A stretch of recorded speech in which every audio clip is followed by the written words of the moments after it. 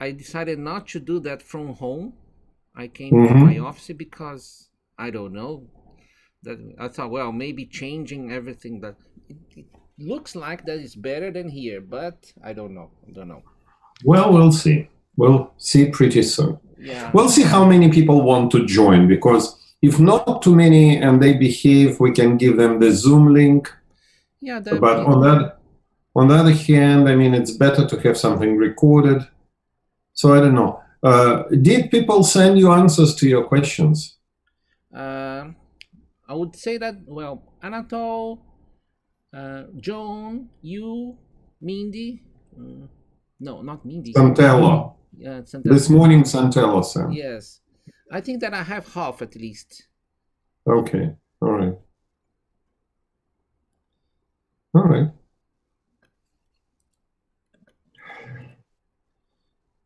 Yeah.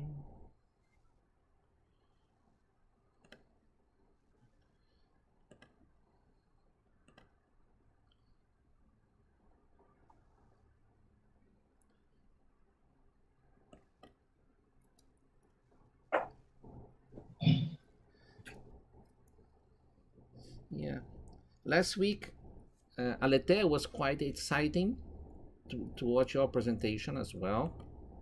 And she was helping me with the questions. But I don't know today because she's, well, because she teaches in a private university and she has to do a lot of things during the week. And also she has 2 kids to take care. Yes, I know, of course. Yeah. How is Marcos doing? Well, you know, Marcos, well, because I haven't seen him.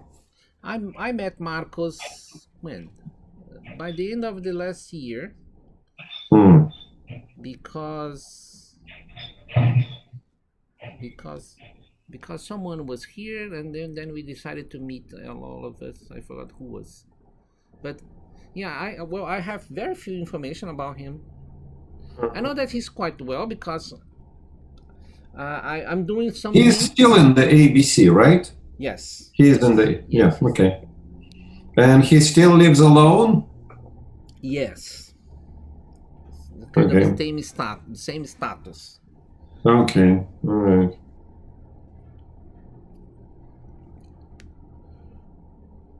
And well, because I've been doing something with Danielle. Danielle, he works with him, and then, but usually when I go to his lab, usually I haven't met Marcos none of those times I was there.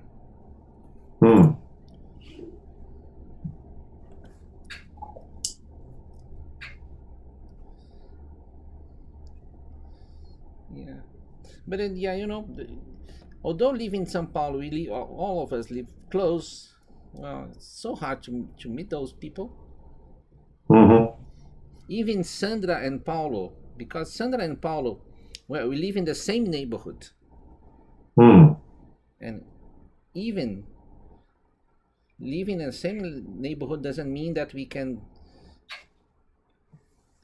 Okay, we got the Feldmans. Yes, okay. Oh, good. I think the background makes us look funny. Should I take it away? No, well, you look funny with and without the background, so it's okay. No, I mean that sometimes the. Oh yeah. Sometimes the like software doesn't recognize where you stop and background starts. I think I'll delete it. I forgot how to do it. How do you do it? I've never done it in my life, so. Yeah, I did it once, but I forgot it. So, Mark, I sent invitations to 997 people to join the society. Oh. We'll see. I actually have the statistics for you. I don't know where they are now. Wait a minute. You want me to tell you? Sure. Okay, wait.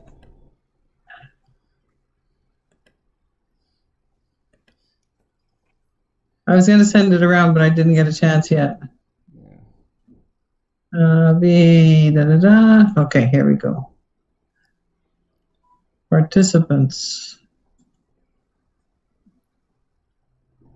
Right, here it is. Wow. So here's the stats. 42 countries. Nice. From Argentina to unspecified, Venezuela. 20 people unspecified, we don't know. But anyway, of those who did specify, 42 countries. The majority, largest number from Brazil, 290. Second highest was, I think, USA with 158. Chile, 128. Wow. Chile is number 3. Yeah, Chile's number 3. And then after that, 52 from India. And basically... Well, Indians should be... well, that's unexpected because it's very unpleasant time for them. It's unpleasant for everybody, but of the 52... Well, no, I mean, for them it's close to... It's not midnight, but it's late night. It's something, I don't know. Oh, time-wise, yeah. Time-wise, it's very uncomfortable for them. Yeah. Well, there were 3 people from New Zealand, and Australia, we had 15. What about Japan? We had 9. 9, okay. Yes. Because Malaysia. It is midnight there. Yeah, I know. And Korea, same thing. Yeah, we only had 2 from Russia. Yeah. Both of them were clinicians. Well, Vera Tales joined. She's not a clinician. Well, then I don't know who they are. So then there were from Slovenia, where we were supposed to have the meeting, only 16. Well, that's okay. Yeah. Anyway, so of those numbers, so we had a total of 960 people. 257 identified themselves as some kind of teacher or professor. Could be teachers in professional schools, lots of docents, lots of this and that. So I'm not sure I got all the, these are estimates from all the different languages and lack of clear things. Anyway, let's say 257 professor types, 366 students, identified students, and 315 unknown. Okay. Unspecified. So, anyway, are we I on sent YouTube? Yes. Just asking. Yes. We are streaming? Yes, we are. Oh, I cannot see it. Or maybe I should refresh the page. Yeah. Oh, yes. Now I see, I refresh the page, then I don't see it. Okay, now. Maybe I should okay, now it's much better. So now we can see John. Hi. Good to see you. So, John, I was just telling you, maybe I'll do this again when everybody's on. Okay. Well, we're waiting for Shona, I believe, and then Marco excused himself because he has a conflict, and Jeroen has a conflict until 1 p.m. approximately, our time. So, which means 1 hour. And then he's not 100% sure. So we'll see. And here we see Professor Nichols. Did you hear that OptiTrack is winding down? They're stopping. They're not. They're no longer producing the OptiTrack. Really? OptoTrack or OptiTrack? OptoTrack. OptoTrack. Well, they've been around for long enough. Till 2000. They're winding down, and they'll support the current systems until 2026. Oh, that's fair enough. Meaning, I have some Brazilian. They asked me. They told me that you have sent emails then to join the society. I sent to everybody. Yeah, they were complaining about the price because here in Brazil nowadays our currency is so bad because it's $25 for 2 years. Yeah, I know. Yes, I know that. But for now, dollar is almost 6 reais. It's what? At the beginning of the year, it was 3, and now it is about 6. I remember when it was one. $1 is When it was 6 introduced, it was one. Well, I don't think we can lower the price much than that. It's $12.50 a year. Yes, I know. Yeah. But anyway, I'm just telling what they have. If they're serious and they want to join, they'll pay that. It's not a large amount of money. I mean, it's really minimal. Yeah. I'm sorry. I don't think I want to bring this to the board. No, you don't need to. But just. No. Okay, so Luis, it's up to you. So at any moment you can begin the session the way you wish. Okay. Are there any people? I don't know. I haven't heard from Van Emmerik. I haven't heard from Shona. I mean, haven't heard bad news. So I assume that they're joining, but not yet. But are there any people on YouTube? Not too many, a dozen. Well, if you want it, we could invite them. What do you think? We can invite them to Zoom? Yeah, I have no troubles with that. As long as they behave so that I don't need to be a policeman. So that people understand that when we're in the real session, that only one person should have the microphone unmuted. And everybody else muted. Yeah. Sure, I wouldn't mind. So you can send them the link and let them join. Okay.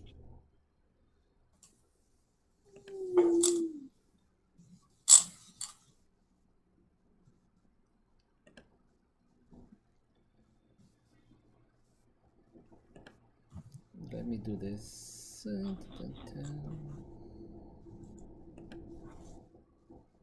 And you can use chat and send them over chat the link to this Zoom. Yes, just that.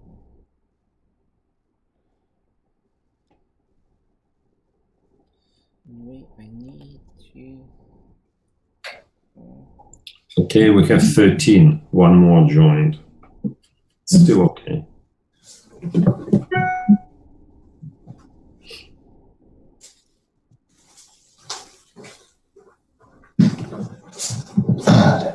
So for all of you, the confirmed next we have 5 confirmed speakers, including Richard Nichols, of course, who is here, but we also have CJ Heckman, Monica Perez, Bob Seinberg, and who's number 5? Someone else. Richard. Did Tim accept? Richard Van Emmerik?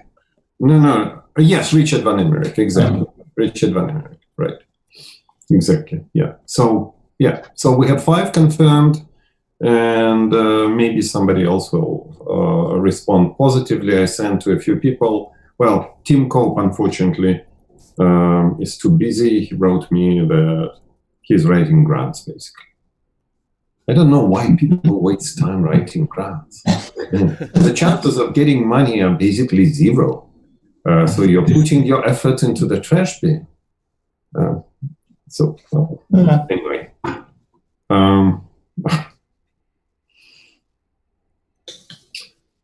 So, Luis, are we ready? Yes, I need just to log in with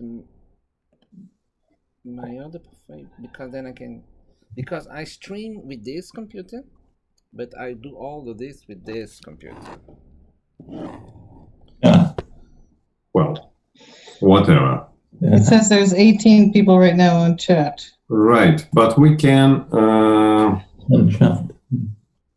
So I can send them the email link, the Zoom link, I believe. I mean, over chat, it's no big deal.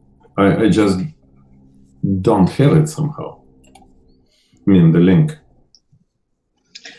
Anyway, for John and Richard who joined us, we had a total of, not counting doubles, and not, the number of people who tuned in at least once to our series was 960 people.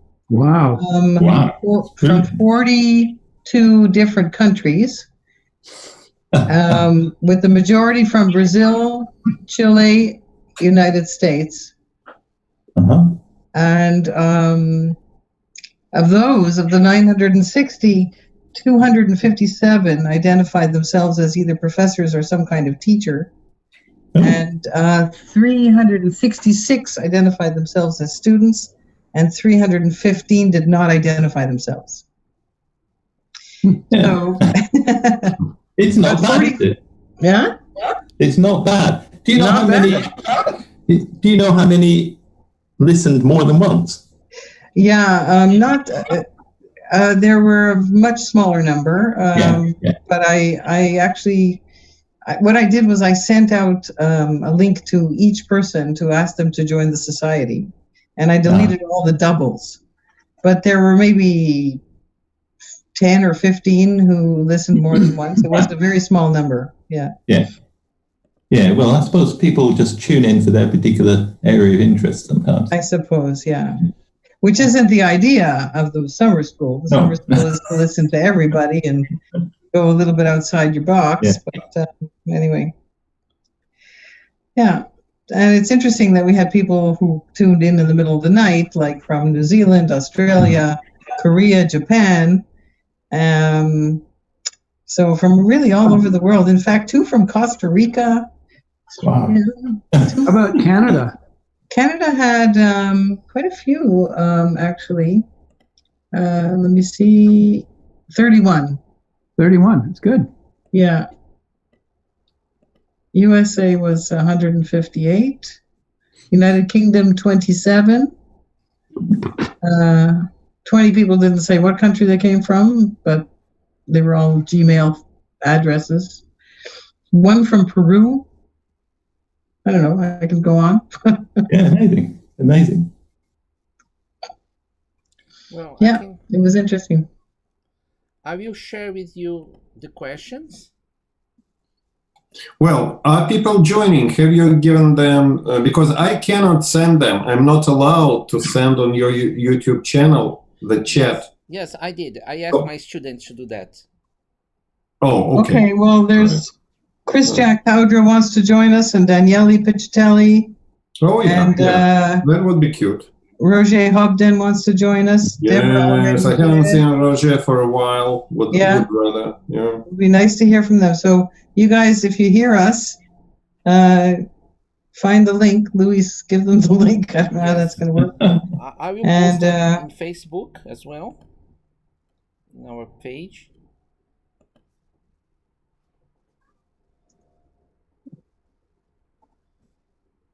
And let me just do that. And Mike, do you have a schedule for the presentations? The order? I'm sorry? Do you have any order for the presentations? Who's gonna speak first? You. No. I mean for the next wave. Oh no, not yet. But Monica asked not to be in the first week, and Bob Sandberg asked to be on a Tuesday, not on Saturday. So these are the only 2 constraints. So maybe we're going to ask Richard Nichols and CJ to open as more mature and experienced people, and I think they will be a great couple. So the first week will be a lot of fun. And then we'll just, and then Bob Sandberg, and then maybe Monica will be one of the last ones because she wanted to have the first half of June, the first week of June free. So something like that. But I'll let you know, because over the next like 2-3 days, I will ask them, I'll offer a certain schedule and then see whether everybody agrees. Okay? Okay. So is Deborah one of your students, Luis? Yes, she's a postdoc. Okay, Luis, Deborah, why don't you open your camera so we can see you?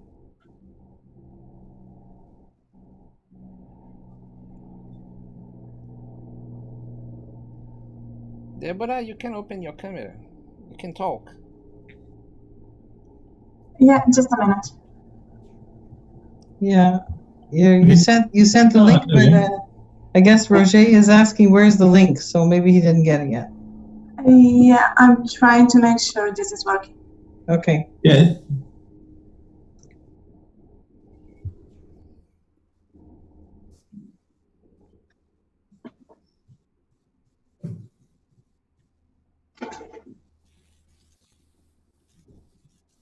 Mark is muted right now. We can't hear him.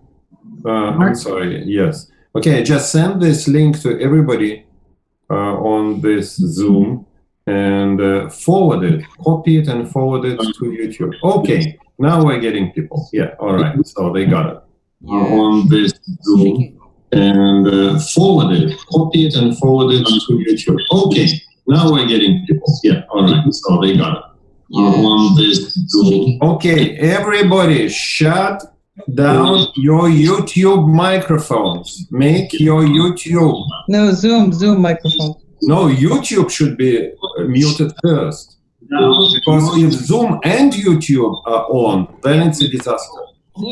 Zoom. Yeah. YouTube should be muted first. Because if Zoom and YouTube are on, then it's a disaster. Zoom. Yeah. YouTube should be muted first. Zoom and YouTube are on, then it's a disaster. Yeah, we can. Yeah. I mean, who is in Zoom? that's what I suspected will happen. Yeah, if you have like 36 of people on Zoom and they forget to log out. They'll do it. Just give them a minute, Mark. Sure. Roger, close your microphone, okay? And they forget to log out. They'll do it. Just give them a minute. Yeah. Good.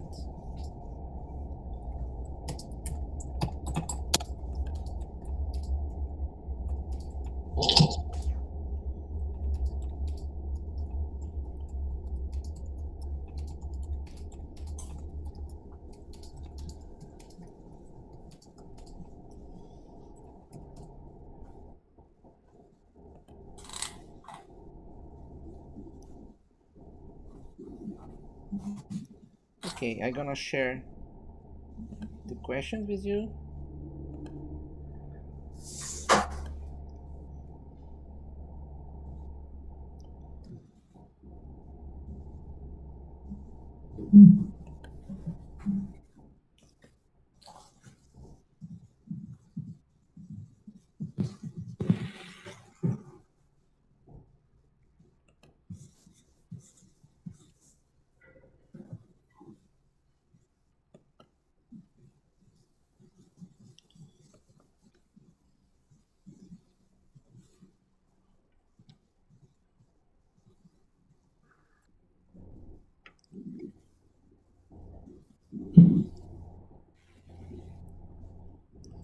So, Luis, maybe you can start, leave one page on, don't jump from page to page.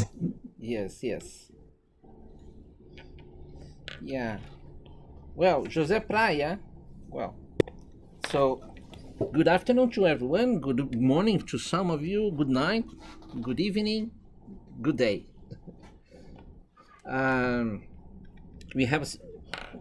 We don't have so many questions, but we have some, and they are very different ones. And I think that the first one, I think that we could extend this question. I mean, at least for the first question, José Praia is asking why Bernstein didn't have the Nobel Prize. I would say that you could also comment about if you think that is there something in the motor control field, what is the most potential idea that could get a Nobel Prize in the motor control field? Well, it cannot be your idea. It should have to be another idea of someone else. Well, I can start by answering the questions, the explicit questions of Jose prior.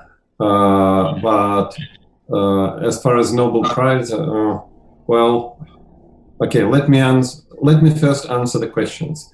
The first one is that Nobel Prize is not awarded to people who have passed away.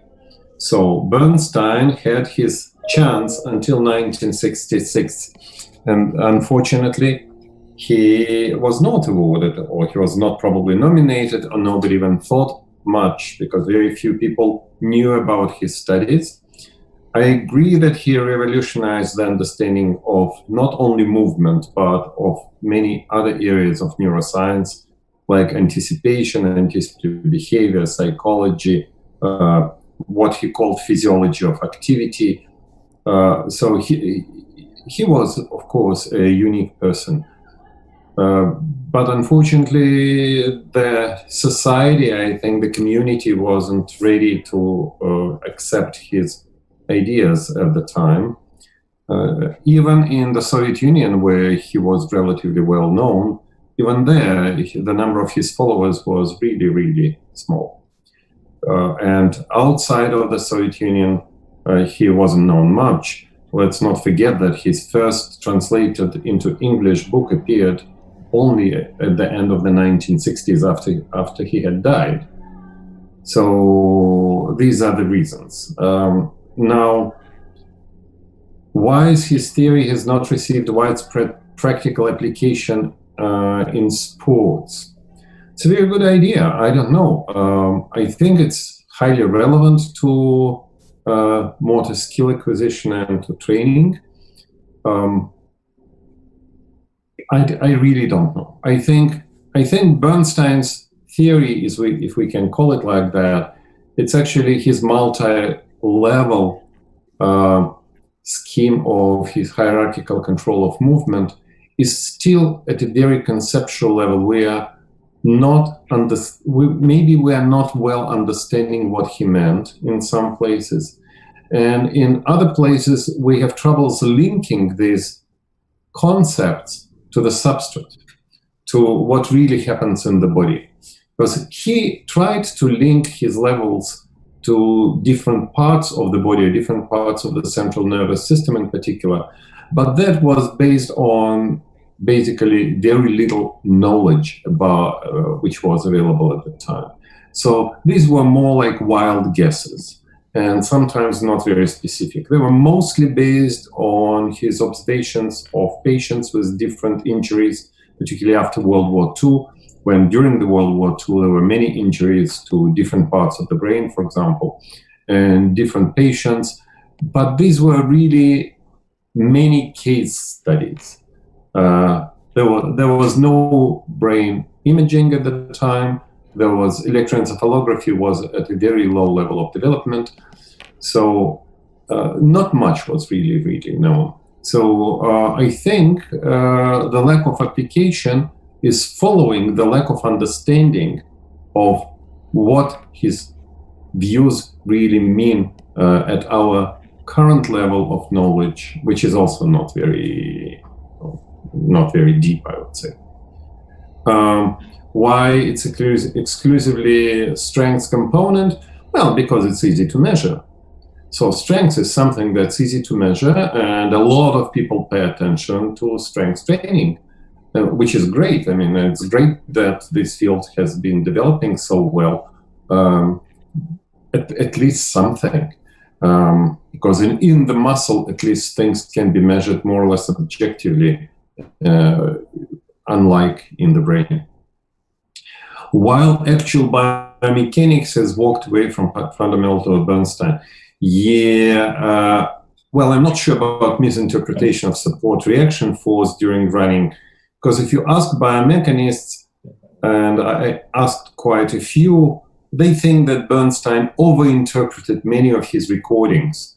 Like his very famous biomechanical study of the running pattern of the world record holder of that time, Jean Ladumeg, he paid so much attention to all minor small blips on those force curves while he wasn't even filtering his data.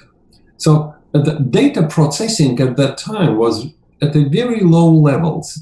it's very hard to say whether he saw too much in the data or he didn't see certain things in the data. Currently, the tools are much more sophisticated, of course. Why biomechanists do not pay attention to Bernstein's views on the construction of movements? Well, because they do biomechanics. They don't do neural control of movement. Biomechanics is mechanics. It's classical mechanics of the moving parts of the body. And in that field, I think biomechanics has been doing pretty well. So I don't see any problems with that. And we should not expect maybe from biomechanists to be too deeply involved in the neural aspects of the field. And why, in your opinion, none of lecturers did not mention at least once Bernstein's jobs or statement? Well, I think I did. I think I showed even one of the pictures of Bernstein studies. So we do sometimes mention Bernstein. I think I did as well. You think? Yeah. So it's not 100% correct. So as far as contemporary studies and Nobel Prizes, if I were asked, I would nominate Apostolos Georgopoulos. I think he opened a new way of understanding, and not only new toolbox. He not only developed a new toolbox, but a different style of thinking about what different neuronal populations do within the brain. So Bernstein, in one of his studies, I'm going to quote, I'll try to quote because it's not easy because I don't have it in front of me, but I'll try to quote in English, which is also challenging because I have to translate. So he wrote in one of his very, very early books, wrote about the following. In certain parts of the brain, possibly in the primary motor cortex, in the activity of groups of neurons or populations of neurons, you can find a reflection of mechanical variables by which the animal perceives the task. It's a very interesting statement. It's a very, very actually interesting statement. So he linked it to mechanics, just like in Georgopoulos' studies, he linked neuronal populations to mechanics of movement. But he mentioned it's not just mechanics that you record by the task, it's mechanics by which the animal conceptualizes, perceives and conceptualizes the task. So if you present the task in a kinematic space, it's going to be correlation with kinematic variables. If it is going to be in kinetic space, it's going to be in kinetic variables. So I think that, and Apostolos understands this very, very well, maybe better than other people in the field. So I think that he's, again, Louis said that we should not mention anybody among speakers. So not to offend anybody, for me, Apostolos I said you cannot nominate yourself. Still, I'll stay with Apostolos and I'll shut up and allow others to say whatever they want.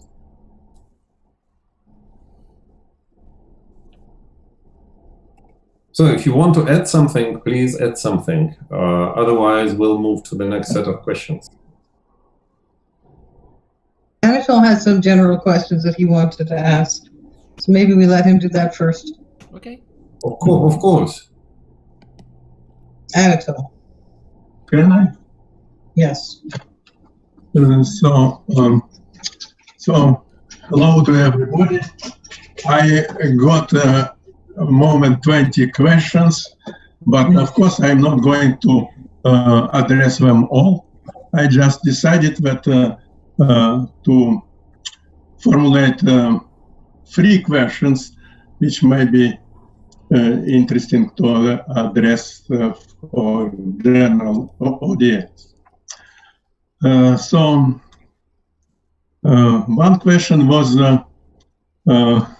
can the idea of referent body configuration can be used to describe or classify stages of development of motor skills in a child. Actually, the response is positive, yes. And actually, we recently published a paper which we illustrated several stages of development of referent body configuration in process of growth children. Okay, this I actually sent to Louis the reference and actually PDF of the article in which this point is was elaborated by the analysis of jump forward and jump up and locomotion. So at certain stage, a child can walk forward. It means that he can translate the body balance and stability in space, in environment. But he can also jump vertically, but there is a long period when he can do these two things, but he cannot jump forward. And so we studied this process of development based on idea testing actually global minimum. And so the answer to this question is elaborated in the paper I sent. I invite to look through this paper to have an idea how we can analyze. It's a just example how we can analyze stage of development in terms of referent body configuration. The other question. Let's do one question at a time. Okay. Let's stop. But Mindy, Anatol already answered. He asked the question and he answered it. So what do you want us to do? If you want more details, I can address it too. No. That's not the issue of details, because this is a discussion of questions primarily by those who send us questions. So we can ask a few more from, we can, listen to a few more. That's fine, of course. But Anatol, if you have questions that you don't have answers to, it would be very exciting to hear those. Okay, I can. I have. I think we had a general question formulated by Mark Latash. What is the difference between intentional and unintentional movement? And I didn't hear the answer to this question. So maybe I'll try to answer to this question. Okay, if you agree. That's fine. I think that I think I suggested that answer, that unintentional movement is a drift in referent coordinates that the subject does not perceive and the subject is unaware of. Intentional movements if the subject produces shifts of referent coordinates to achieve a certain task. So they are both voluntary movements in a sense that they are produced not by changes in external force field, but by processes within the body. But some of these processes happen without the subject's, awareness and without the subject's will, I would say. The subject doesn't want this to happen. It may be actually trying actively to make sure that it doesn't happen, and it still happens. And to me, these are very important and potentially very revealing aspects of movements because they show natural behavior of the system when there is this not very well defined thing that we call voluntary control. When we purposefully try to do something and then we observe it. Now, the subject is trying not to do anything, and we still see certain drifts. We still see unintentional shifts in reference coordinates. To me, they're revealing about an important and, well, maybe underexplored still feature of the natural behavior. It's like in physics, you can study a system by perturbing it, or you can study a system by observing it, how it behaves when you don't perturb it and you don't change salient variables. The same we're trying to do here. We're trying to make sure that, that's the difference between intentional and unintentional in my vocabulary. I would respond to this question in a slightly different way. For me, drift is just another formulation of minimization principle, but I also call it laziness principle, when the system tries to minimize general activity of model by minimizing difference between actual and reference position. But more specific answer to this question is if we consider the example of unloading reflex, what we established by using TMS and during unloading of wrist motion in response to unloading of flexors.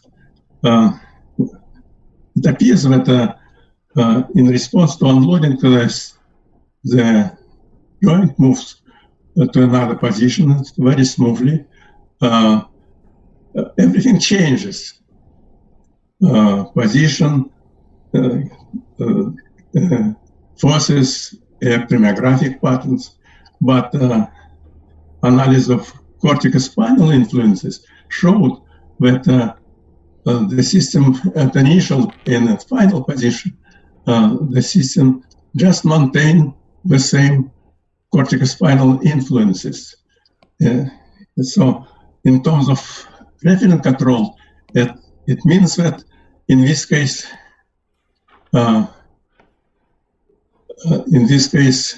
reference parameters or threshold remains invariant. And this is an example of exactly involuntary motion. Exactly, yeah, I agree. It's involuntary movement, but I'm saying that unintentional movement is voluntary. No, it's not involuntary. It's an answer to a question asked by ancient Greek philosopher Aristotle. Okay, and of course he couldn't give some reasonable answer, but in terms of reference control, all motor actions can be divided by intentional associated with changes of reference variables, and unintentional, in which the system doesn't care what is going on periphery, just maintain descending, tonic descending influences regardless of change in kinematic and kinetic variables and the EMG pattern.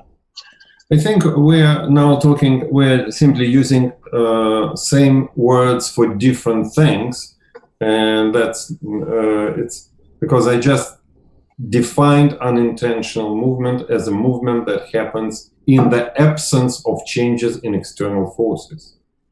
It's a drift that originates within the body. It is by definition then a voluntary movement, but it's an unintentional voluntary movement because the subject doesn't want it to happen. And that's what we are studying. Movements under the action of external... the same two different things, voluntary and involuntary, in definition of unintentional movement. The rest is, I agree with you. Okay, good. So maybe we can continue with the questions from the list that Luis has from other people, from the listeners. So Luis, can you go further? Okay.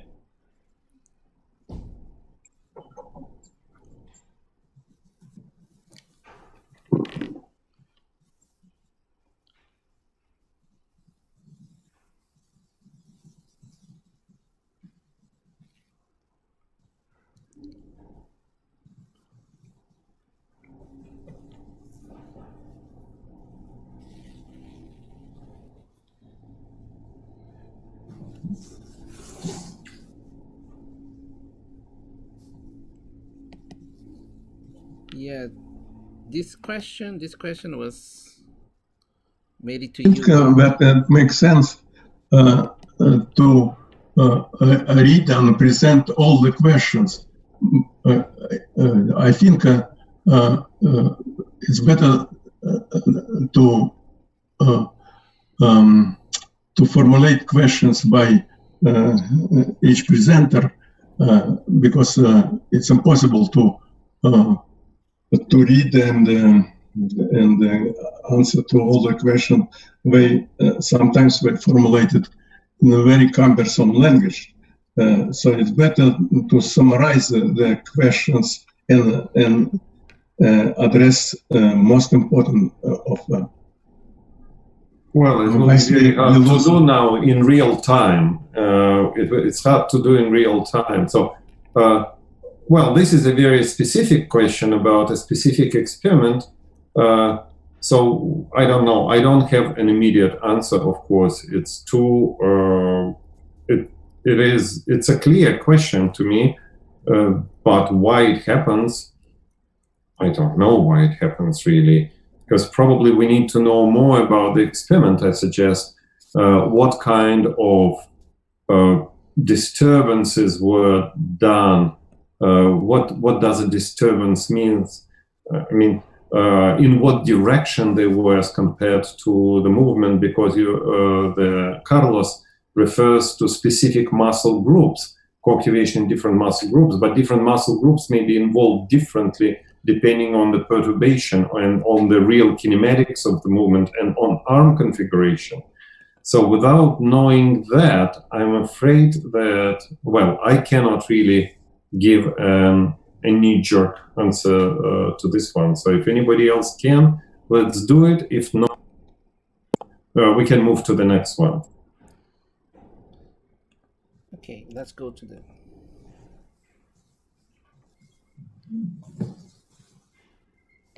Well, Shiki is online. If he wants to talk, to explain his question, he could also. You can also speak.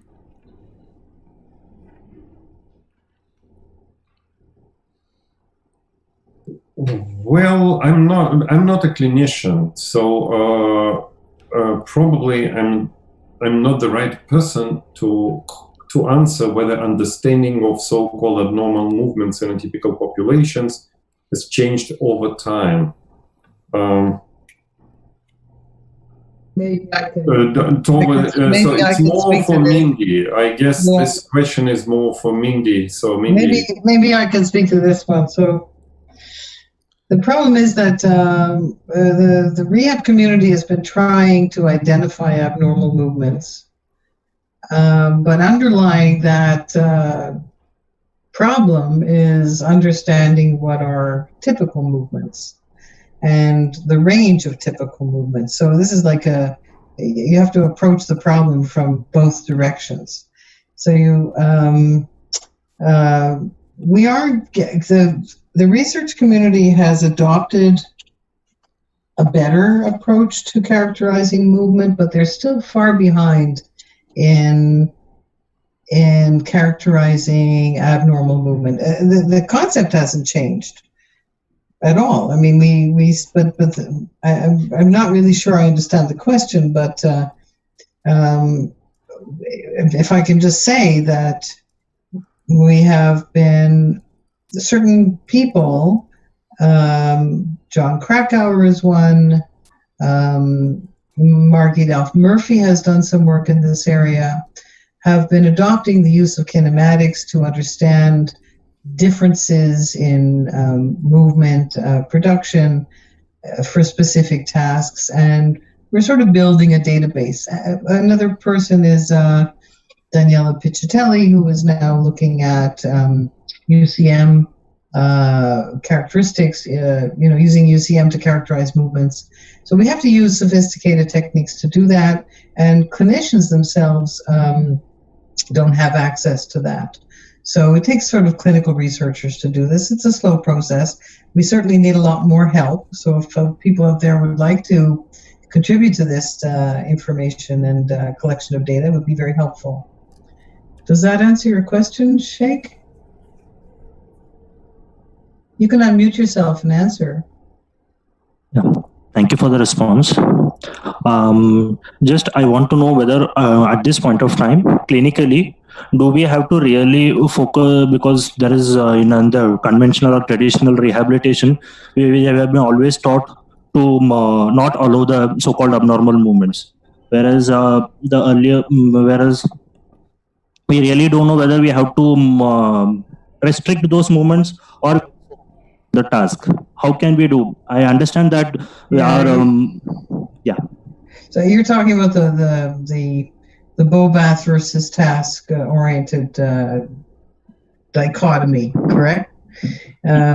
Yeah. So I think I addressed this point when I was talking, but before. But so at least in patients with stroke, and this is where most of the research has been done. I can't speak for other conditions because there's very little research in abnormal movement production in people with things like multiple sclerosis or even spinal cord injury. But at least in stroke, we understand that if somebody doesn't have the potential to recover, and that there's many predictive models to identify those individuals, then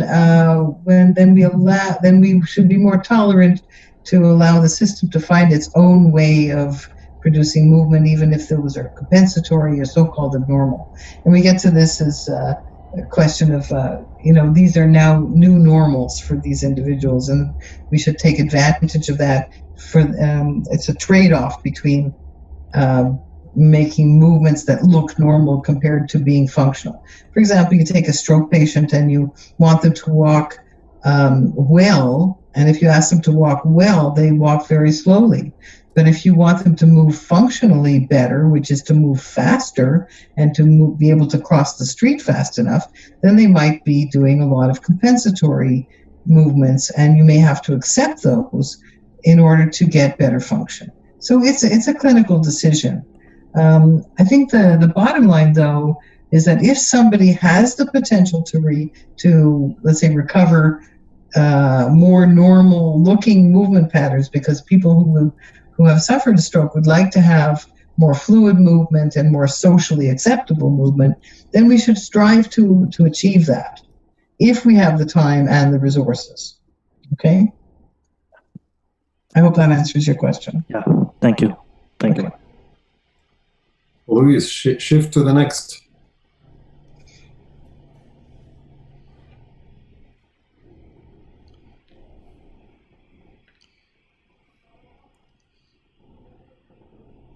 Well, since Greg is not here, I assume that I should begin with that.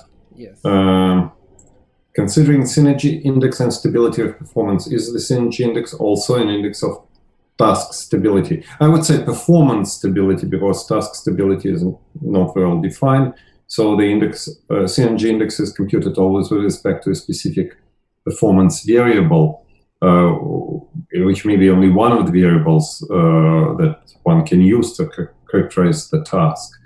Now, the synergy index is a combination of two values, this variance along the UCM and orthogonal variance, and Satya correctly points out that they can change in different directions, producing the same change in the synergy index. And that's absolutely correct. And if one wants to learn more, not only just the synergy index, you look at individual changes in these two components of variance. So in particular, we've seen that in quite a few patient populations who have problems with stability of their movements, it is due to not enough good variability, not enough variance along the UCM. They may not be inaccurate. Orthogonal variance is the one that reflects accuracy of performance. So they may be quite accurate, but they don't have enough flexibility in their movements. They don't allow their elements like joints or fingers or muscles to wobble around their solution space for the task at hand.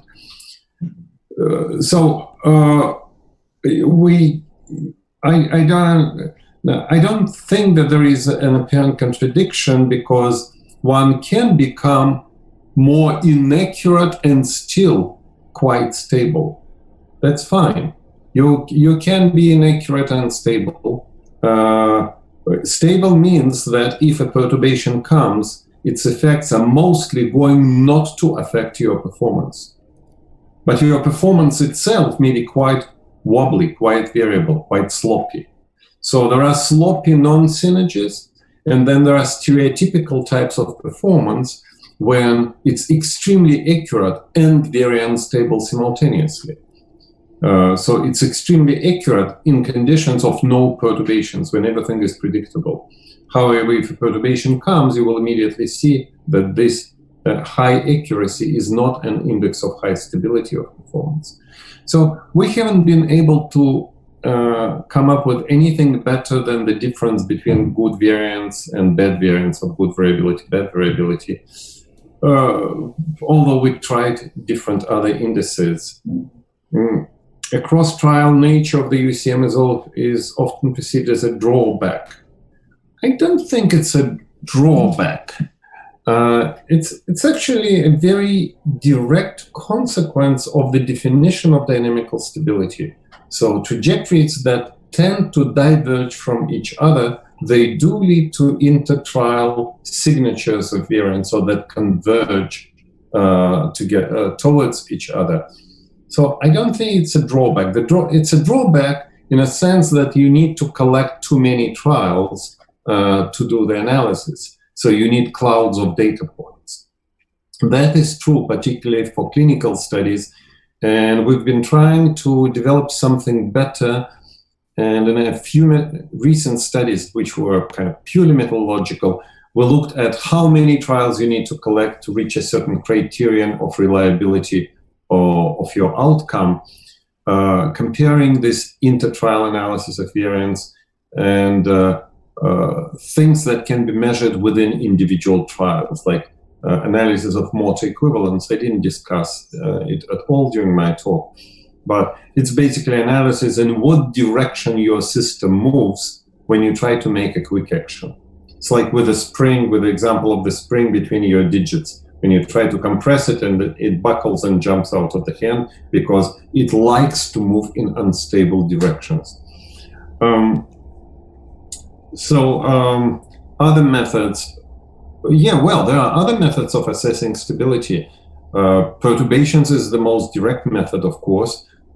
It's also a little bit problematic because usually people react to perturbations. You need to have very sneaky perturbations. There are some reflex type reactions that people cannot suppress, or just reflexes if the perturbation is too strong. And it's basically a tendency to react to perturbation and to try to counteract its effects on the movement.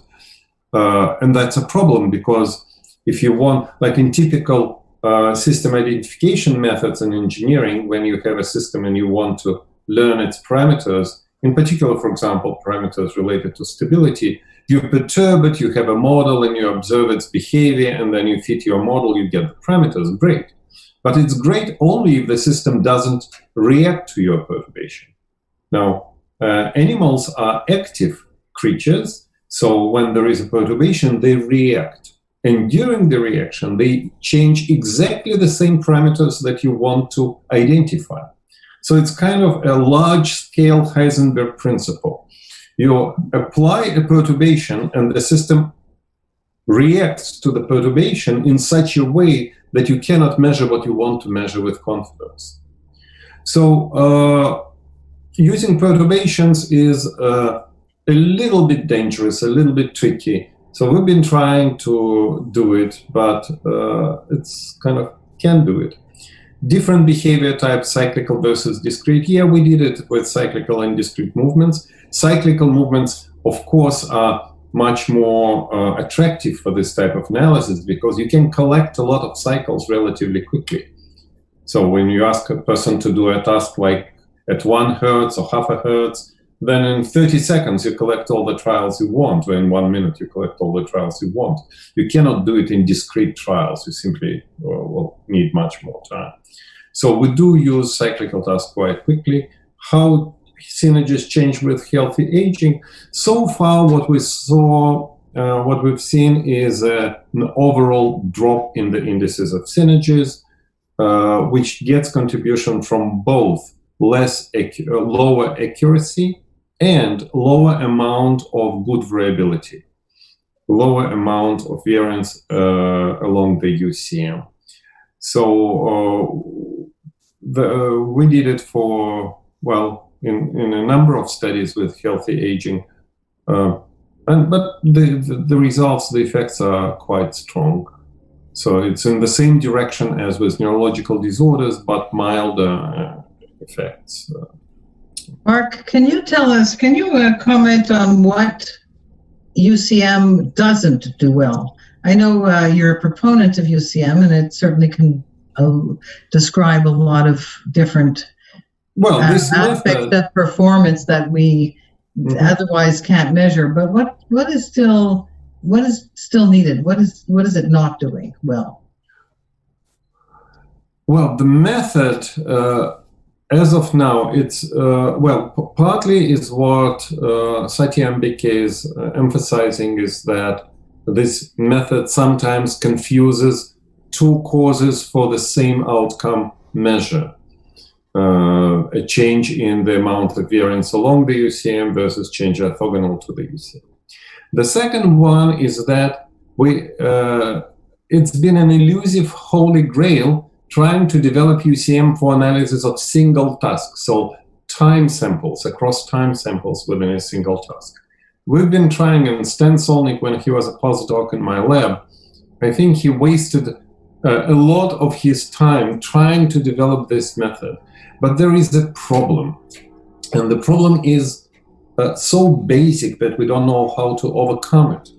Like, for example, when you are performing a task, then there is a trend in your performance, which is defined usually by visual feedback if the task is presented to you through a computer screen. So you are trying to put two lines on top of each other on the screen, whatever these lines reflect. So you will go kind of up and down, and correct yourself, and more or less be accurate. And on top of that, your elements that when you do up and down, they show positive correlation. All of them go up and down on average. And simultaneously, you have these variables compensating for each other errors along the same time process, and the typical timing is comparable. So there is a trend of positive correlation and a trend of negative correlation, and we cannot tease them apart. So as a result, if you do a longer trial analysis, depending on your time window and your filtering, you can get a synergy or a non-synergy or whatever. So, and this seems to be such a basic trouble, such a basic problem. So we've been thinking about presenting tasks without visual feedback and asking people to kind of try to do the same, but then they become so inaccurate. Then it's a problem. Clinical application is a problem because the method requires, well, the method requires multiple trials or multiple cycles. And moreover, it assumes that your control doesn't change. So you're trying to do the same over these trials. And then when you observe your diverging trajectories or converging trajectories, they reflect properties of your body, but not the change in control from trial to trial. And that's a very strong assumption, of course. So people with clinical conditions simply may not be able to perform a sequence of trials under the same, what people from engineering would call control policy. Yeah, well, this has always been a problem in trying to characterize movement in people with neurological problems, to understand how much is due to the physical restrictions because of the plants, the peripheral apparatus, and how much is centrally disrupted centrally. Yeah, this is but with a good research design, you could probably address that question. Yeah, another thing is that this is a tool. This is a toolbox. And as with any tool, you can apply it properly or improperly. You can apply it to problems for which it has been developed and to problems for which it has not been developed. So we see sometimes people simply measure something and then do this type of analysis and get a completely random set of outcomes because the formulation of the problem wasn't clear to start with. So, for example, in the UCM analysis, the most important step is your very first step, defining your space of analysis, your so-called what we call elemental variables. So are these individual joint rotations? Are these muscle forces? Are these joint torques? You may get completely different results if this selection is done poorly. Yeah, so that's, unfortunately, it's not. Now, these elemental variables, you want them not to be coupled by design. So as a result, for example, individual finger forces may not be very good elemental variables because of the phenomenon of enslaving. You try to do something with one finger and other fingers do it. Maybe so we can... by pure chance, this will induce correlation into your data set that by pure chance may be parallel to your uncontrolled manifold or orthogonal to your uncontrolled manifold. It just depends on what kind of analysis you perform. Muscle activations obviously need to be taken with a huge grain of salt because people cannot activate one muscle at a time. I mean, if I ask anybody, please activate your lateral gastrocnemius and nothing else, you just don't understand what this instruction means. Maybe we can hear from people who use the method and have a discussion about their challenges that they've met when they're trying to use it for different applications. Yeah. Nobody's volunteering here. Well, well, I'll be happy. I mean, I can talk about UCM more because it's a very interesting topic. But I think also what's missing is the link to neurophysiology.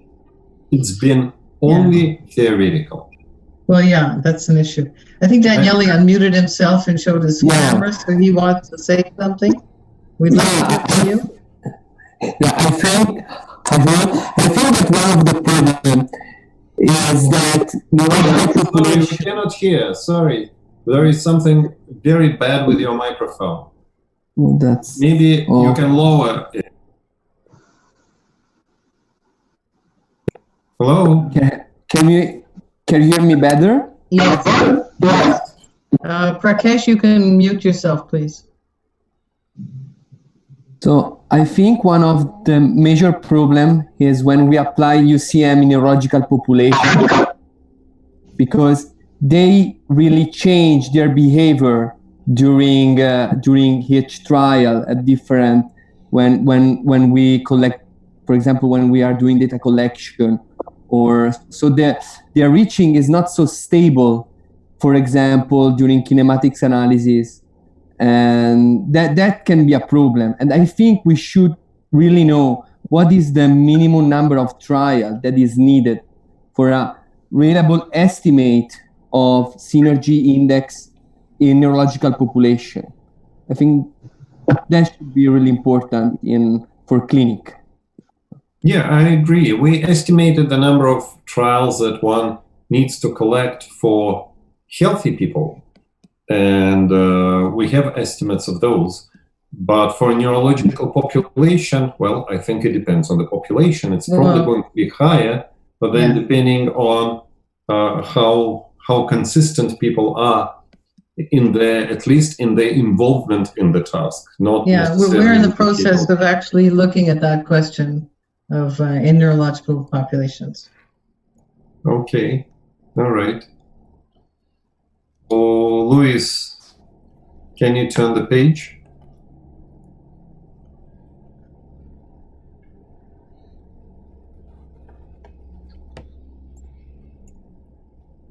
Okay, I think Anatol should be asked to comment, to try to respond maybe in the first couple of questions, and then we'll take a look at the rest.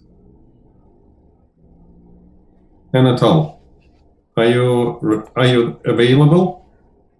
Yes, but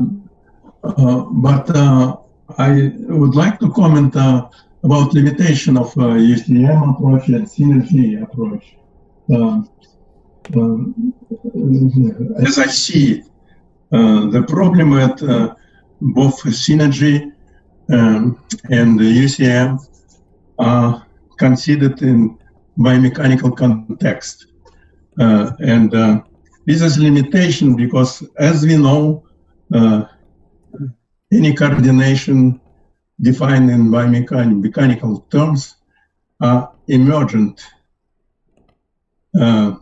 So you need to think about putting the concepts of synergy and UCM in the context of parametric reference control. We in recent paper accepted recently the first author, Daniele Petticelli, he gave example that the idea parameterization can be applied to concept of referent body configuration, and it's also such attempt was made in published paper by Tamita with co-authors. So I think this, if you overcome this limitation, in this case, I'm sure you will extend your possibility of analysis. You can formulate prediction outside of usual biomechanical framework, and it's my experience shows that as soon as you extend your idea of parametric control, you open a new possibility. So it's my desire and wish that maybe we can do it to think about this together, how to put concepts of synergy and UCM in context of indirect referent control of motor action. Okay, I agree 100%. We've been trying to do partly that by running synergy analysis in the space of referent coordinates in a sense, or variables directly related to referent coordinates. But now, Anatol, could you respond to Christian? The questions are on the screen. What is the neurophysiology of the C command, and to what extent does it come from the brain and or subcortical centers?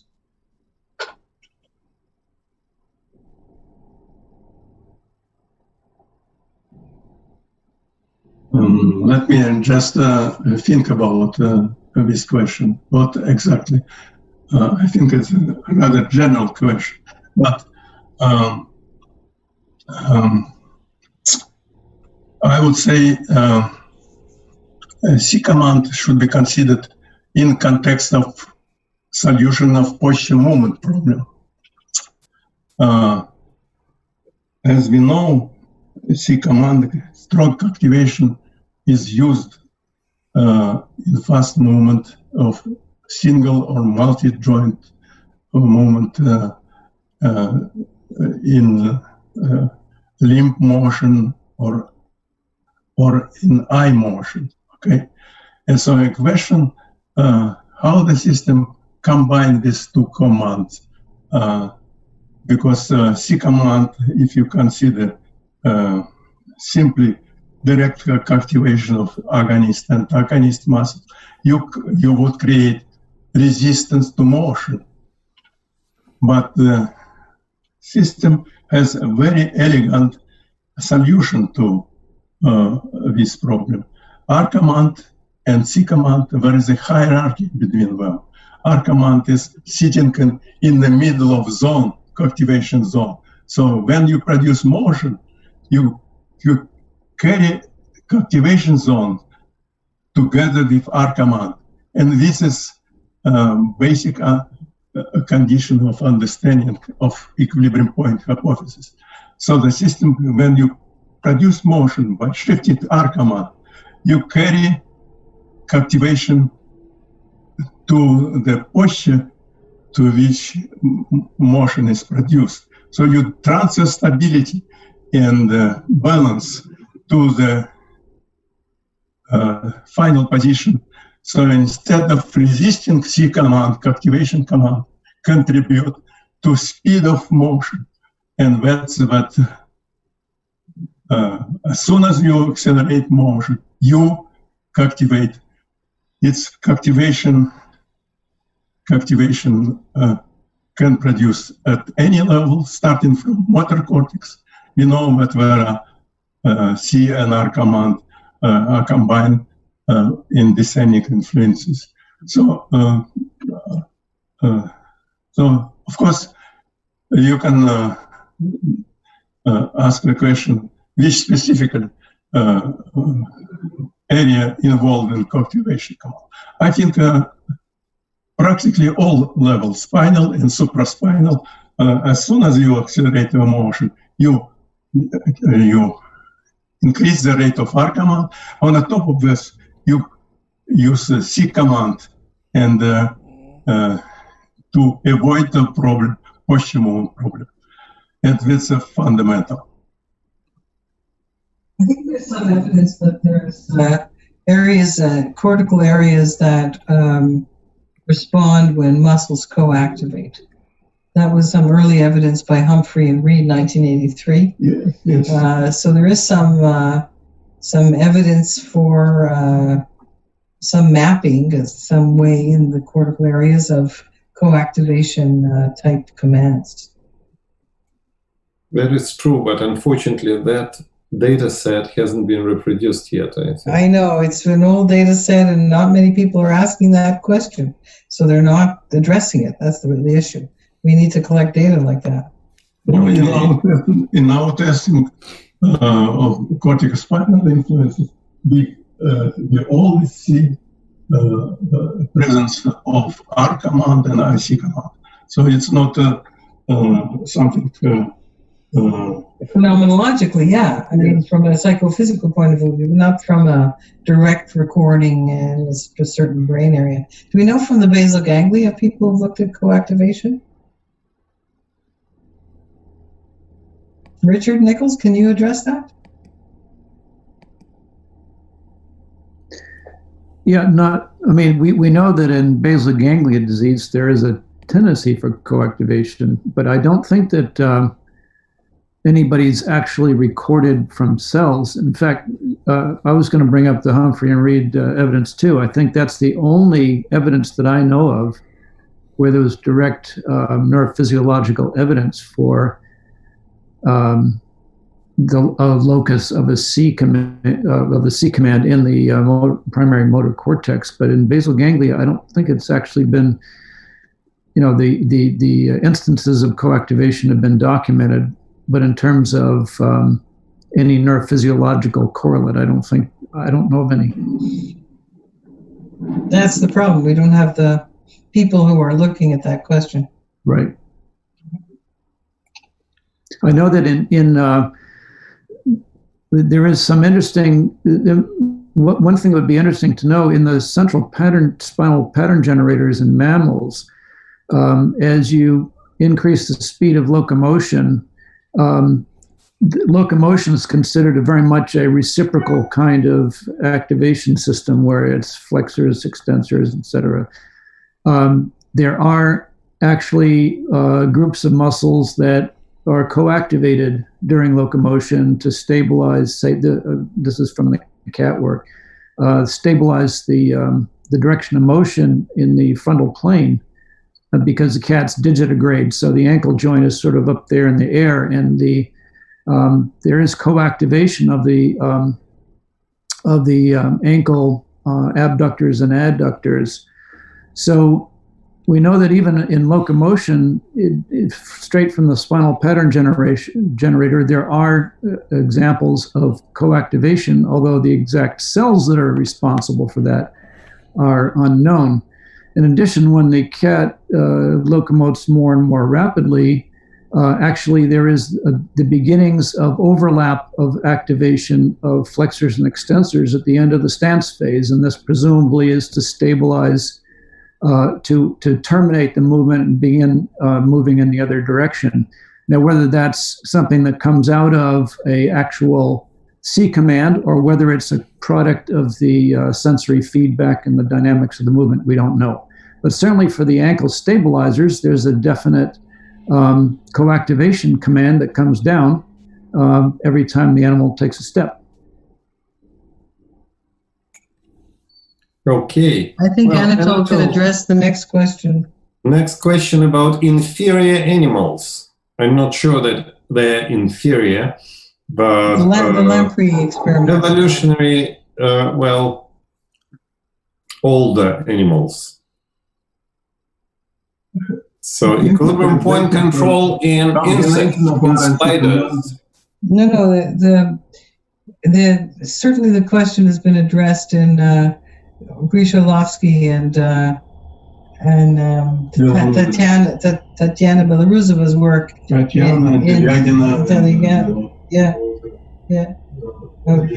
right.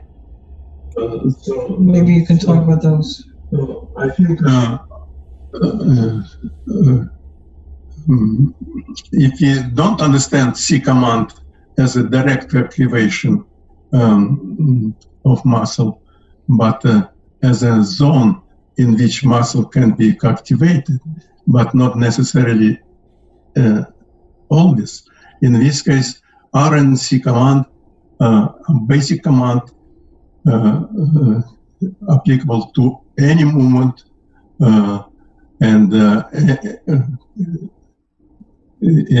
including lamprey and animals. Actually, in my book, I considered how R and C command contribute to generation of undulation in lamprey. Okay, Luis, let's get to the next one.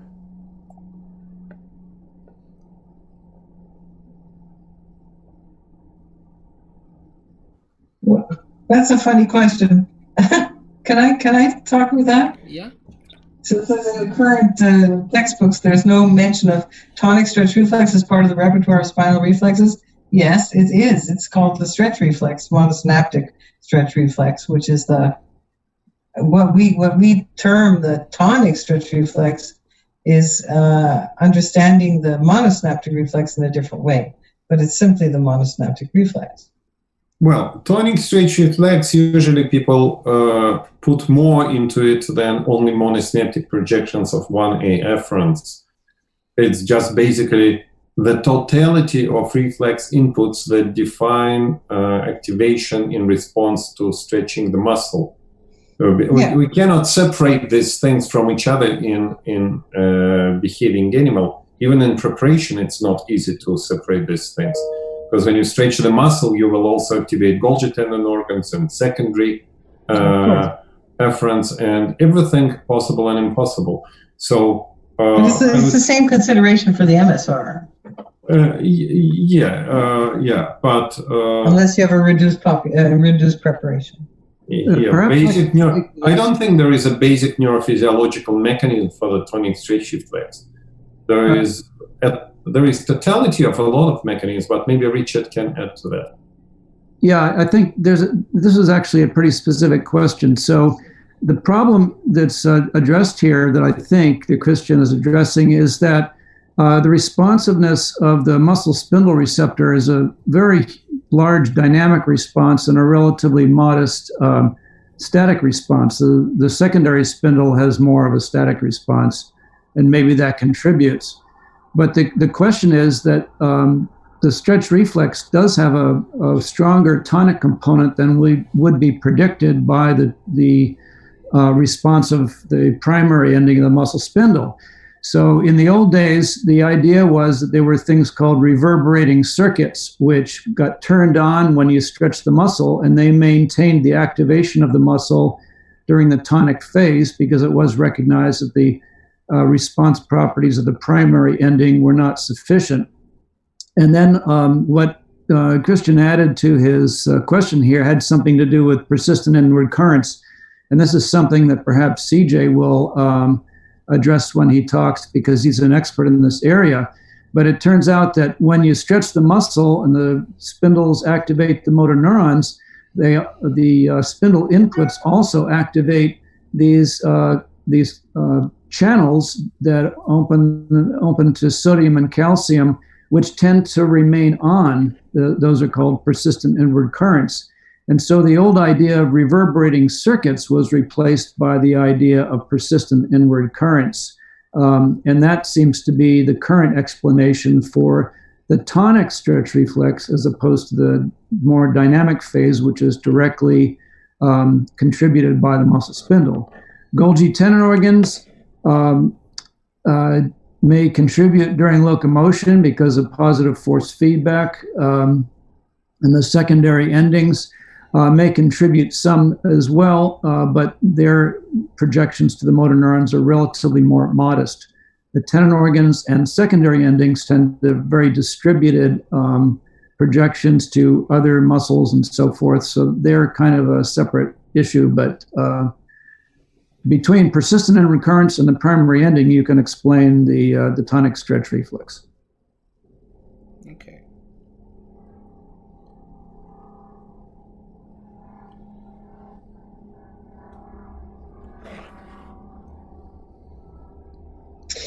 I think the question is for Anatol. How does eccentric contraction is solved?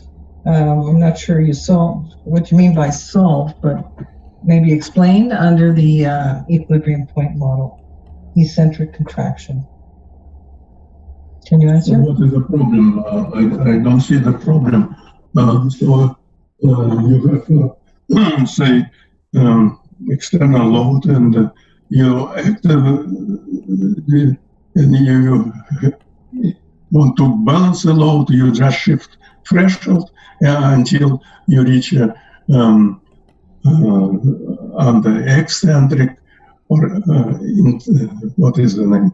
Eccentric, concentric and eccentric, until you balance load and that specific desirable position. There is nothing complicated here. Just shift the threshold until you reach desired position and talk. You still set the threshold. Yes, it's the same mechanism applicable to any type of muscle contraction. One can add to that during most movements there is at least a little bit of co-activation of the antagonist muscle, and as a result, if one muscle contracts concentrically, the other one contracts eccentrically. Yes, of course. You don't separate the two.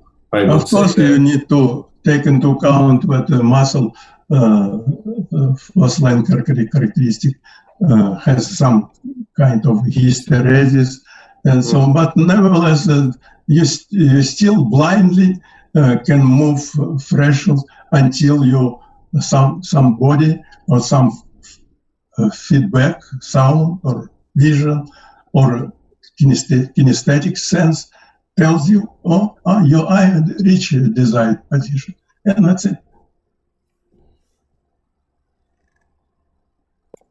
Okay, finger modes. Now, I think, are all the remaining questions from Christian, or there are others? I wonder.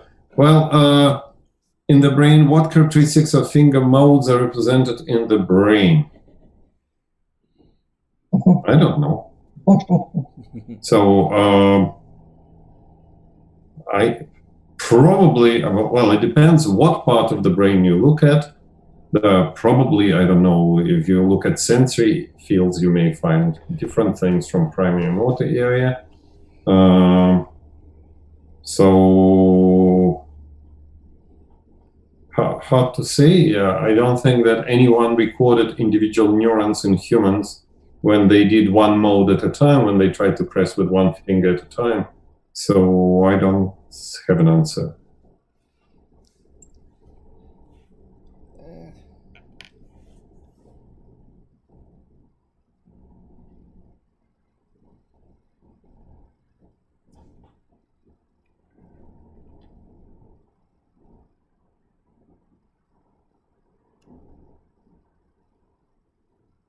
Okay, so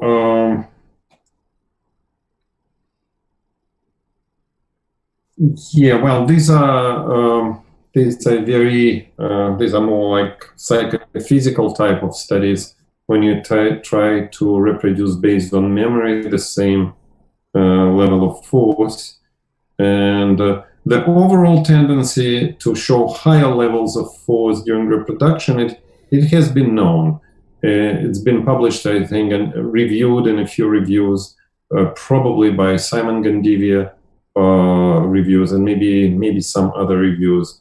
But it has and we also see it in our lab that when we ask people to match forces, they usually overshoot the level of force that they are trying to match.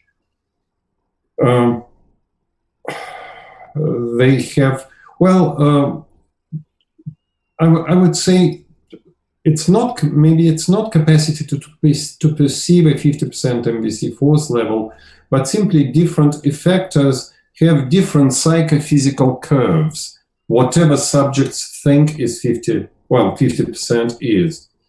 So that's also known, I think, that if you ask people to, well, show me 10%, show me 20%, show me 50%, show me 80%, you're not going to have a straight line.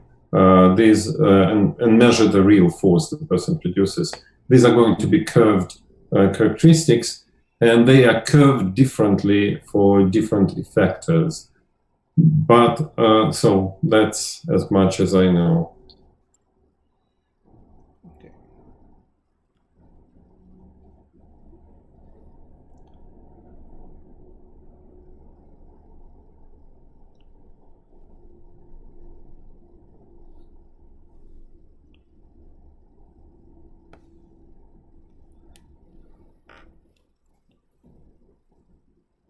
Well, Daniel, I don't think that we are not sympathetic with the influence of actually waiting for on motor control. I think we're quite sympathetic about it, and Gregor Schorner even tries to model it as much as he can. So things like selecting a target definitely belongs to the area of cognition, or effects of memory. It also probably belongs to the area of cognition. So we are trying. The point is that I think that cognition is not a very measurable thing. So I think we all work in the field of movement studies partly because, well, at least those of us who come from this physical background in physics, partly because we want to be able to measure things more or less objectively and to test hypotheses. But from another perspective, you can consider cognition as part of movement. I mean, you don't move without perceiving. Well, so cognition includes perception, it includes decision making, it includes attention and other things. And in all the work that we do with patients, we always take into account cognition, Daniela. So that's the important thing to keep in mind. So I think that the idea that movement is cognitive, it sort of goes without saying. We may not look at how cognitive factors affect movement in healthy individuals, but we certainly do when we talk about patients. Yeah, well, resting state technique, I'm not an expert in that field. So if somebody can comment about what resting state technique tells us about neural mechanisms. I think the point is that before we are trying to analyze neural mechanism, we should know what are we looking for. What we are looking for. What is neural mechanisms? I mean, there are many neural mechanisms. Monosynaptic reflex is a neural mechanism, and the whole body-brain action is also a neural mechanism. So what is resting state technique telling us exactly? It's not telling us much about monosynaptic reflexes, for example, or central pattern generators in the spinal cord. So I think I would try to be more specific here about neural mechanisms that were, well, TMS, well, John Rothwell unfortunately left our group, our discussion related, and Marco isn't with us. Well, sorry about that. Yes, well, the last point, of course, we have to incorporate knowledge already developed in other areas. We just want this knowledge to be presented in a more or less exact framework, not in general, like hand-waving terms, but in a very exact framework where things are well defined and questions are well formulated, hypotheses are well formulated. Then maybe we can merge we should merge these different approaches. And cognition, of course, it's a very important component. But I think Anatol is quite excited and also wants to say something. No, I just was looking forward to the question posed to John Rothko, and you said that he left, unfortunately.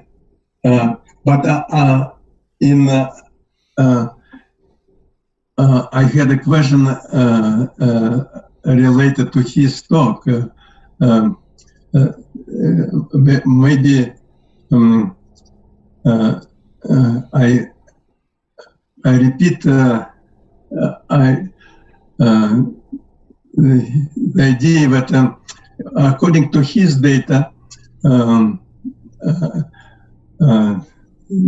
corticospinal facilitation start long before the muscle activation, about 80 milliseconds. So usually people think that standard expression is that because of reflex delay, stretch reflex would be too late to contribute to first agonist burst in tribe pattern. This is incorrect statement, actually, because if you start facilitating muscles, motor neurons, long before, you shift the threshold of stretch reflex. So muscle activation emerges with full contribution up to separation of the stretch reflex. So, and this how you change the understanding in the context of reference control gives you much more understanding how motion is produced when usual biomechanical reasoning based on circular logic that try-based pattern is centrally pre-programmed. It's very essential to. Okay. Well, the question. All right. So, what's our next one? Please.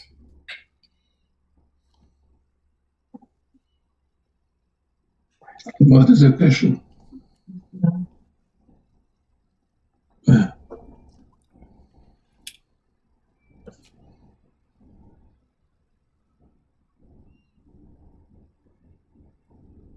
Okay, let me try, because it's about UCM, so let me try to handle this one.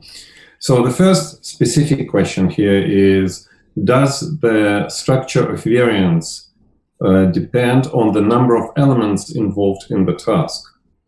It's a good question. We don't have a very reliable answer. It looks like even if you have a system with one extra element, so it's just a little bit abundant, you already have enough room for the structure of variance and it's full-blown.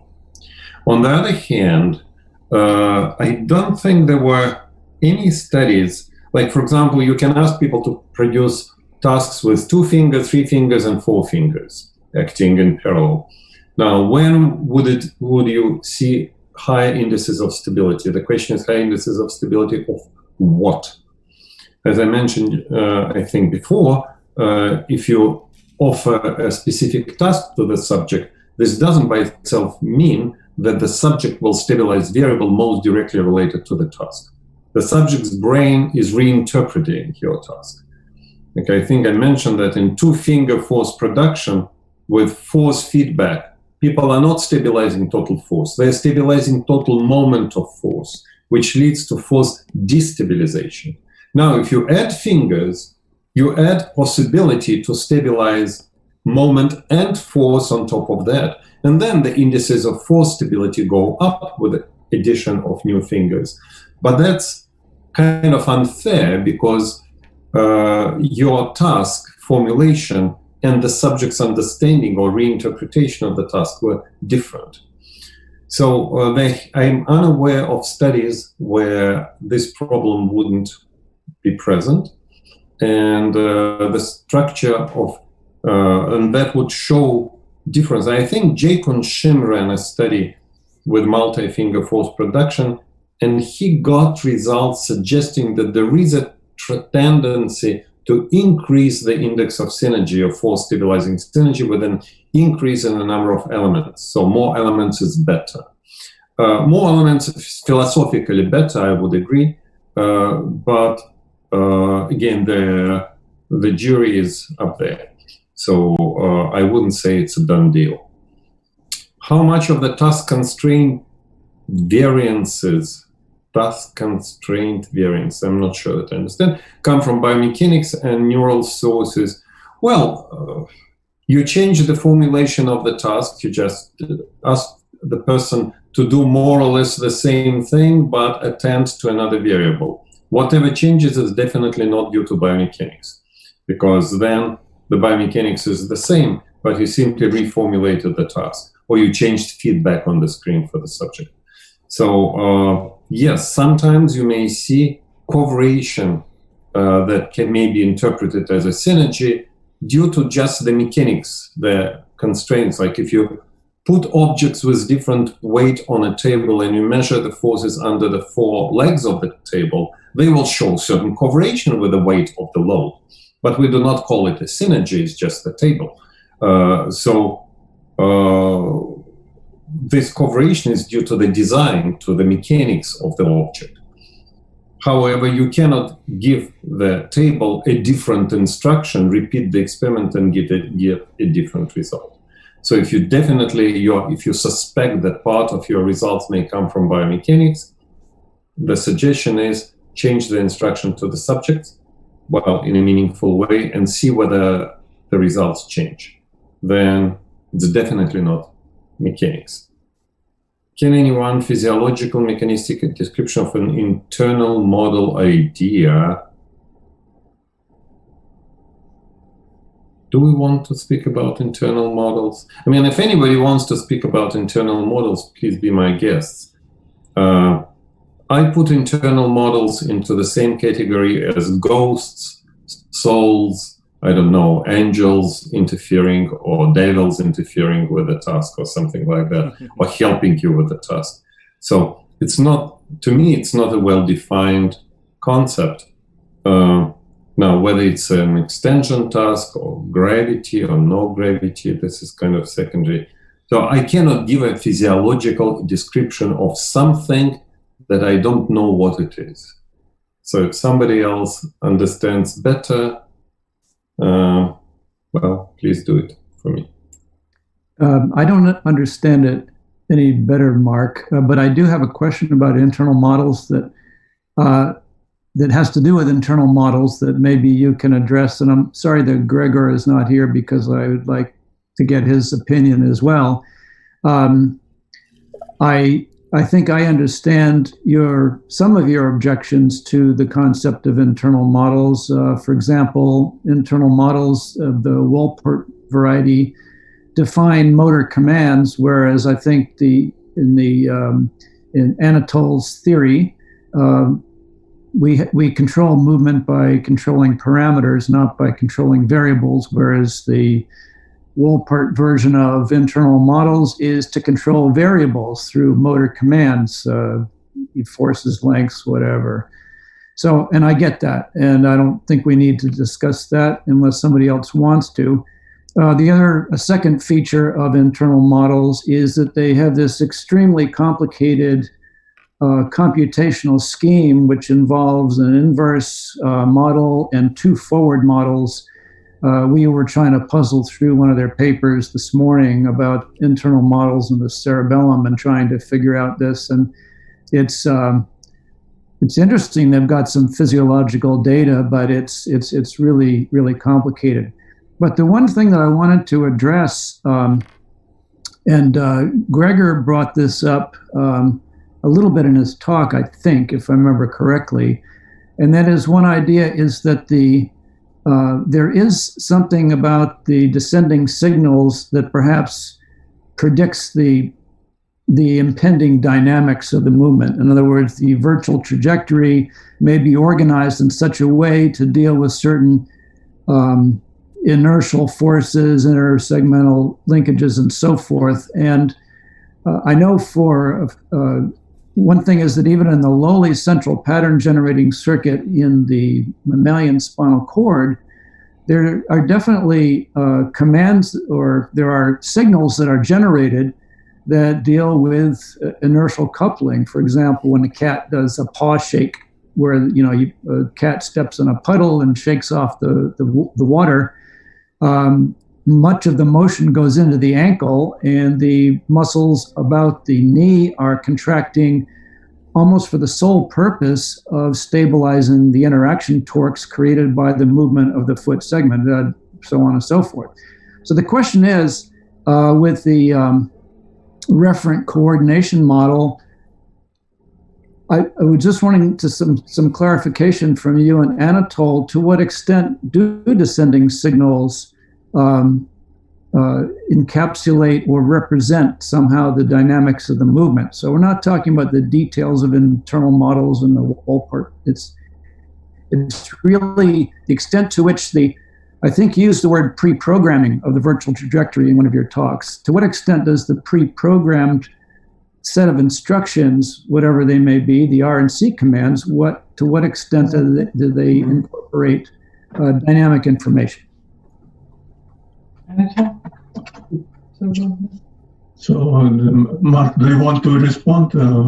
Well, up to you. I can begin or I can add. Up to you. Okay. I don't remember the authors, but they considered exactly the problem of compensation of inertial torques. Everything goes via parametric control. If you see that due to inertial trajectory deflected from usual path, So not a big deal. You can change a reference trajectory in curvature in order to compensate with deflection.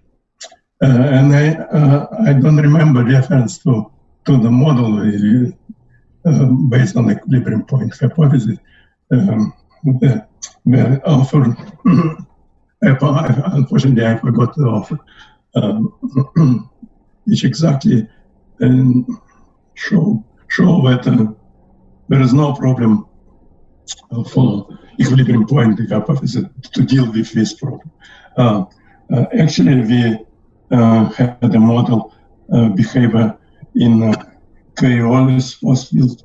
The system doesn't learn force field. It learns how to reach the goal in this force field without internally emulating the force field. And that's how I would respond to. I would say, okay, I can add just a few maybe things that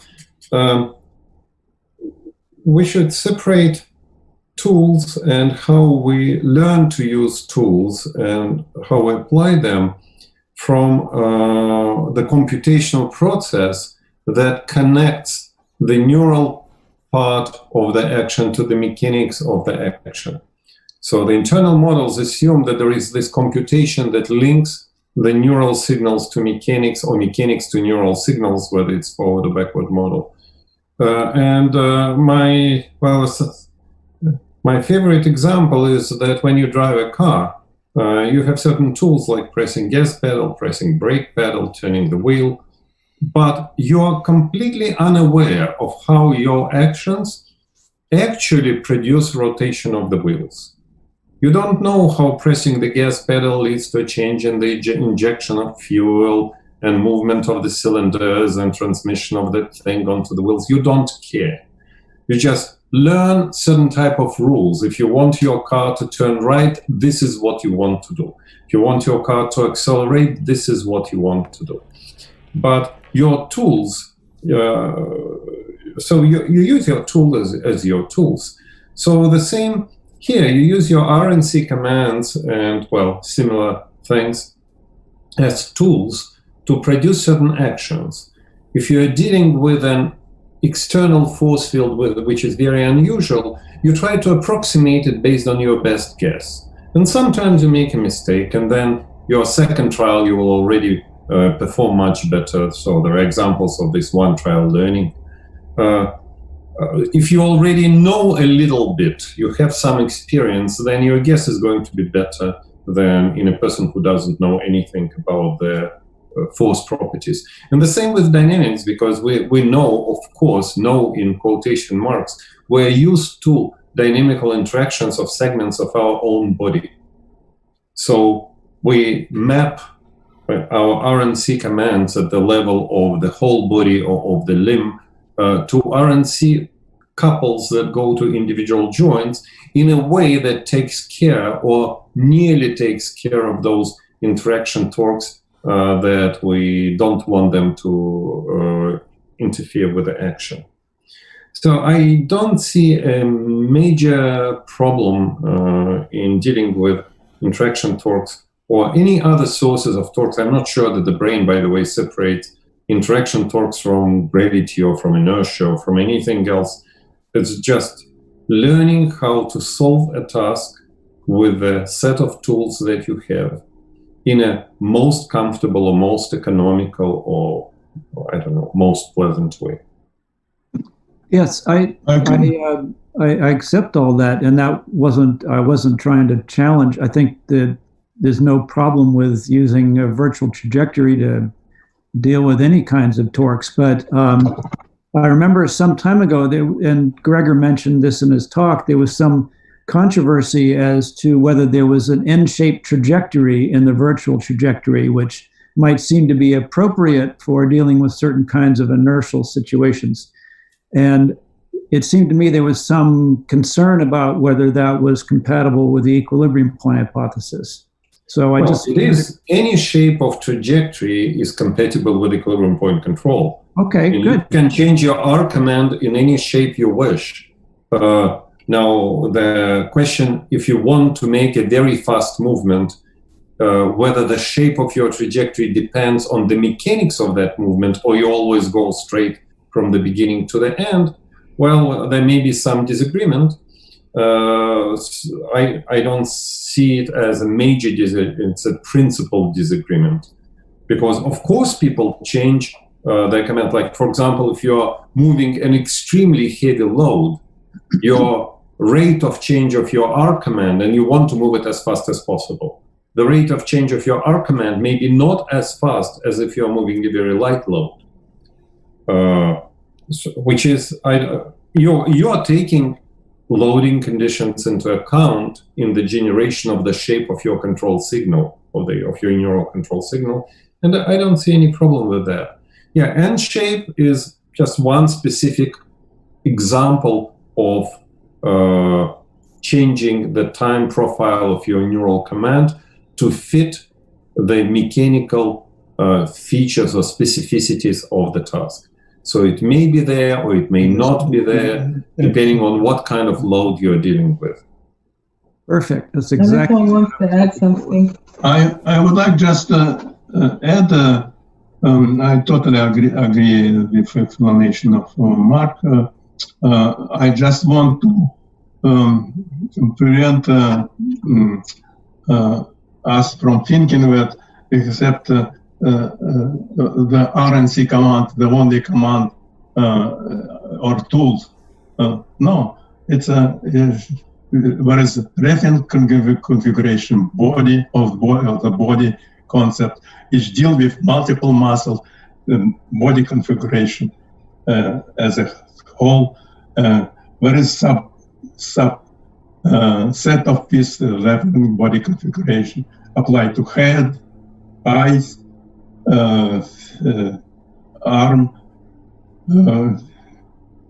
hand, and so on. So it's like a collection of tools which a nervous system can select.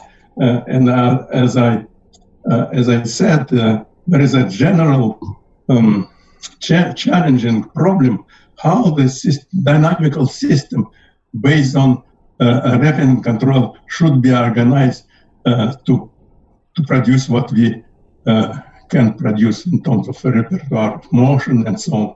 That's a challenging, I would say, it's a challenging problem for Gregory Sean.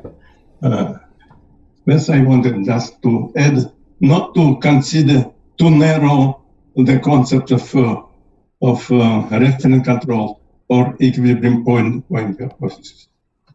Okay, so the idea of a monotonic virtual trajectory is not a general rule then. It's not crucial. Yeah. Okay. So good. It can be taken as the default.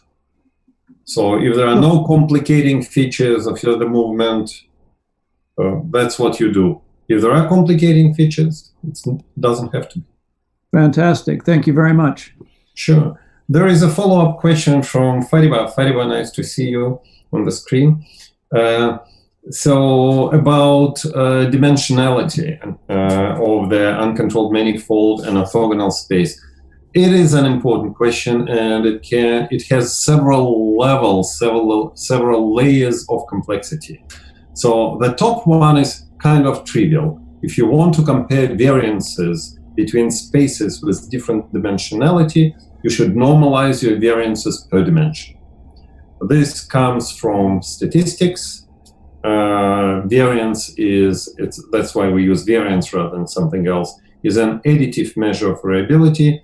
And this means that for fairness of comparison, you need to normalize it by the number of dimensions in your subspaces. So if you add more elements, for example, to the task, then dimension for the same task. Same task means your performance variable is the same, so it has the same dimensionality. Adding variables means adding dimensionality to the uncontrolled manifold. And then you have to normalize by a different value. That's the kind of the most obvious level. The next level is much less trivial, which is, are all elements created equal? And that's something that we've been trying to avoid discussing. Like, for example, you have multi-joint movement, and people usually use individual joint rotations as elemental variables. But some joint rotations have larger range of motion, and others have smaller range of motion. Some joint rotations may be close to the anatomical limit and cannot go through, and others may be in the middle of the range. Then the amount of variance within a certain element becomes not equal, in quotation marks. Of course, it's not equal because the geometry also plays a role, but not equivalent to the same amount of variance in another elemental variable.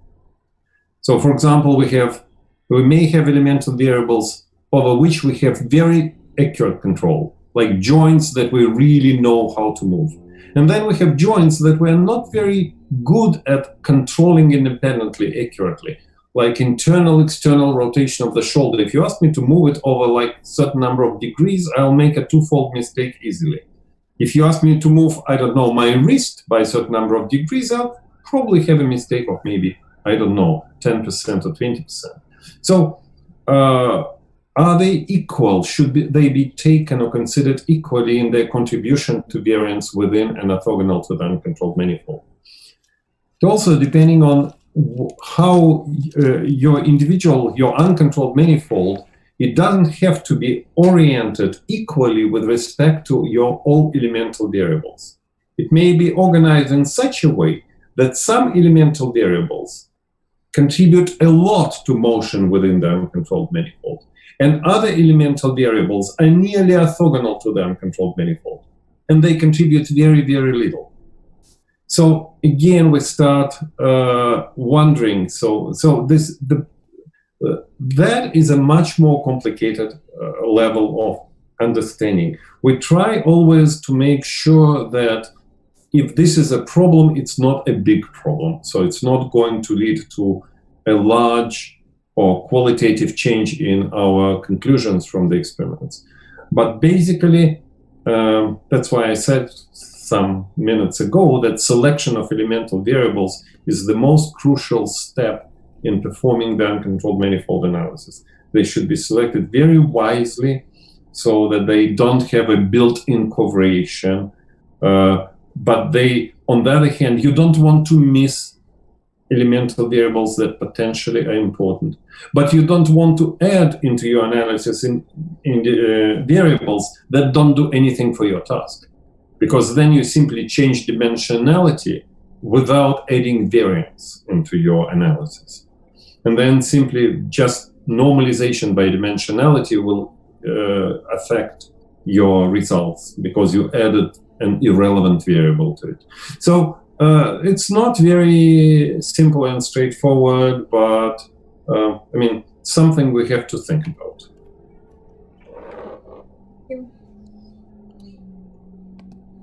Yeah, so, are there any other questions? Well, no, we don't have questions. any more.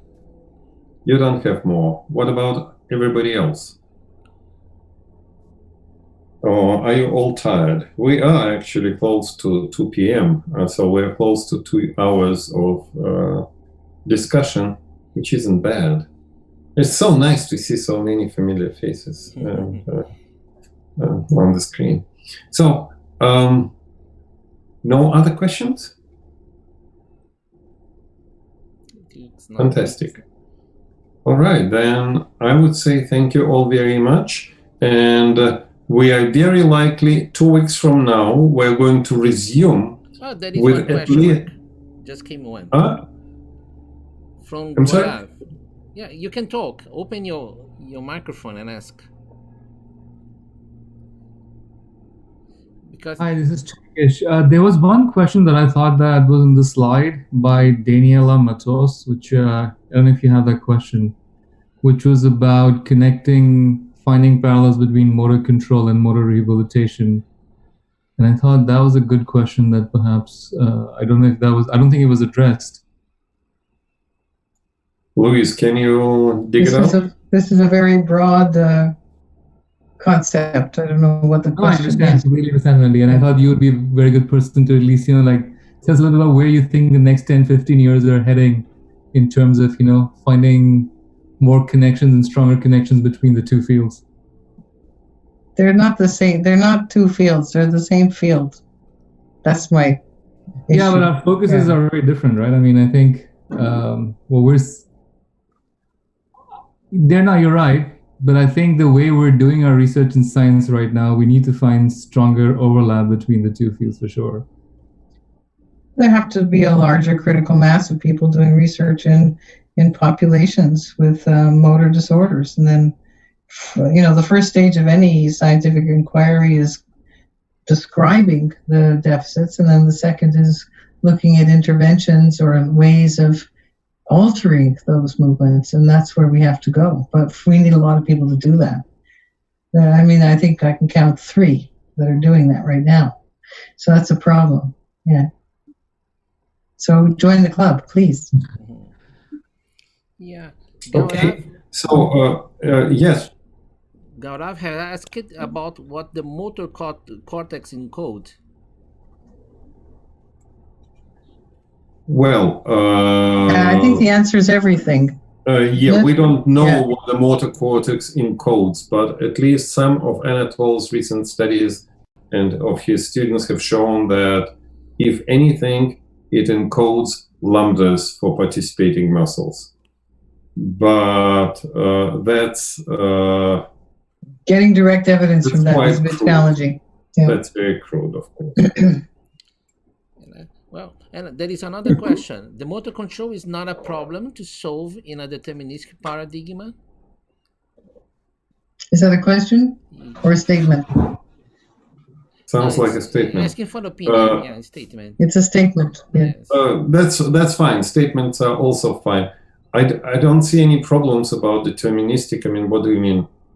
No. Deterministic. So probabilistic is the antonym. I don't have problems. Yes, of course, we use statistics, and we agree that. Yes, Lorenzo? The question was referring to Bernstein. Did you think that Bernstein was thinking at the end of this history that the motor control is not a scientific question in terms of deterministic paradigm? But can you define what you mean under deterministic paradigm, and what's the antonym? What's the alternative? That alternative is what the group of Jared Edelman, tried to put out. That they was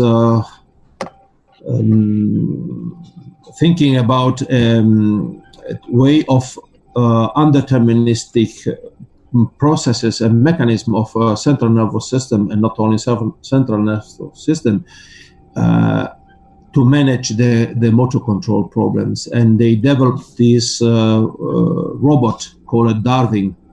They started from the point of view of Darwin theorem, and without any kind of information, just like a PC, a computer, robotics.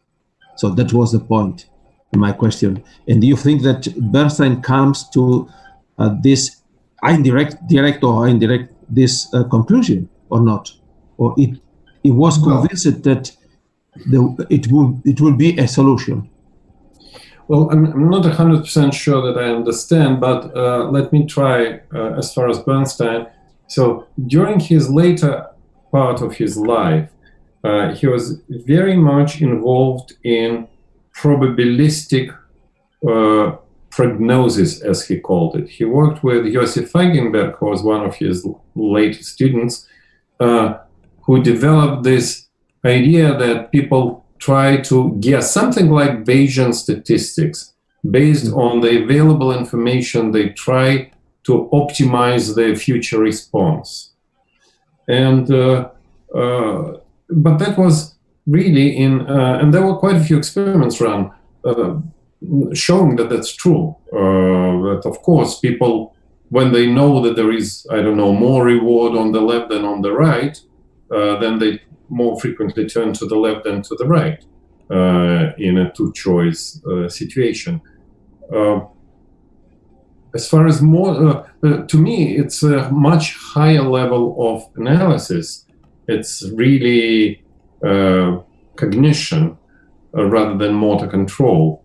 To us, well, at the level that we discuss it here, the motor control part is how you implement your decision rather than how you come up with your decision. Although Gregor Schorner tries to add things like how you make a decision in the first place, like selecting a target in Schorner's situation. Selecting a target to me is a very cognitive thing, and he has a model, this neural field theory, that can describe it. But in most of our, I think, works, we are trying to ask a question how you implement what you've decided to do, rather than how you made up your mind. And so in our case, I think we are okay being more deterministic than in decision making. Thank you. Giovanni. Yeah, I have a question. I'm not trying to make it short. Basically, I have a big data set from ACL injured and reconstructed patients. So I'm working mostly in motor control for the legs. And the tasks are mostly walking and running. So I'm trying to pick apart the mechanical changes of the disease, let's say, and the neural changes. And one of the aspects is to study this uncontrolled manifold. Say, for instance, when you tear your ligament, you generally tear the Golgi tendon organ. So you lose the signal from that, and you replace it with a synthetic. So basically, you would. What I'm trying to see is, can I see whether the changes are mechanical, that the synthetic is changed the mechanics of the system, or if the biomechanical differences come from a neural change from central descending or a reflex effect. Do you have any guidance about how I should? My data set is really large, but I need to dig into it and find a way through. I think maybe Richard can say something about Golgi tendon organs and how you would tease apart potential effects of reflexes from Golgi tendon organs from the mechanical properties of the joint. Yeah, really interesting problem, and I don't have a really great answer for you. Golgi tendon organs, the receptors that are in the ACL are probably not Golgi tendon organs, but that's beside the point. There's some work going on now to look at related problems at Emory University. There is an investigator named Mark Lyle, who was a former postdoc of mine, who did his doctoral dissertation on ACL injuries, and he was interested in similar questions. He's teamed up with a sports medicine physician at Emory, because it turns out that there are some neural effects of the after ACL repair that cause atrophy of quadriceps muscles. Yes, yes. They're actually really getting into this, and it may be helpful. I think Mark Lyle has a pretty good fund of knowledge on these, and so it may be somebody that you might want to contact. Definitely, any names would be helpful, because we get atrophy. The atrophy is caused by a number of different sources. One is disuse, and one is inhibition from the arthrogenic, from the swelling in the joint, which has been demonstrated to reduce strength, etc. So there are 3 or 4 different major causes of reduced activation of the quadriceps. and I'm trying to see what the different components. So if he would be a good person, then I would. I think another way to approach the question is completely different. Well, now for something different.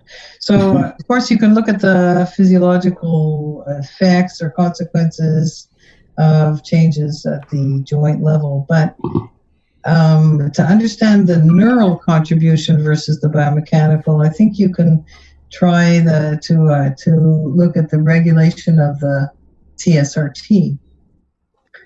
So, presumably in healthy individuals, the TSRT is regulated beyond. Well, he knows what I mean. Tonic stretch reflex threshold. So, sorry. So if you can, we have we've looked at the we just published a paper. Will appear very shortly with Daniele Piccatelli using TMS to see how the MEP is modulated in different joint ranges in healthy individuals and in people with stroke. And we could see that in people with stroke, that modulation was disrupted. Okay. So that's the idea that the descending contribution to modulation of threshold at the joint level can be quantified using an MEP output. So I think that's what we do.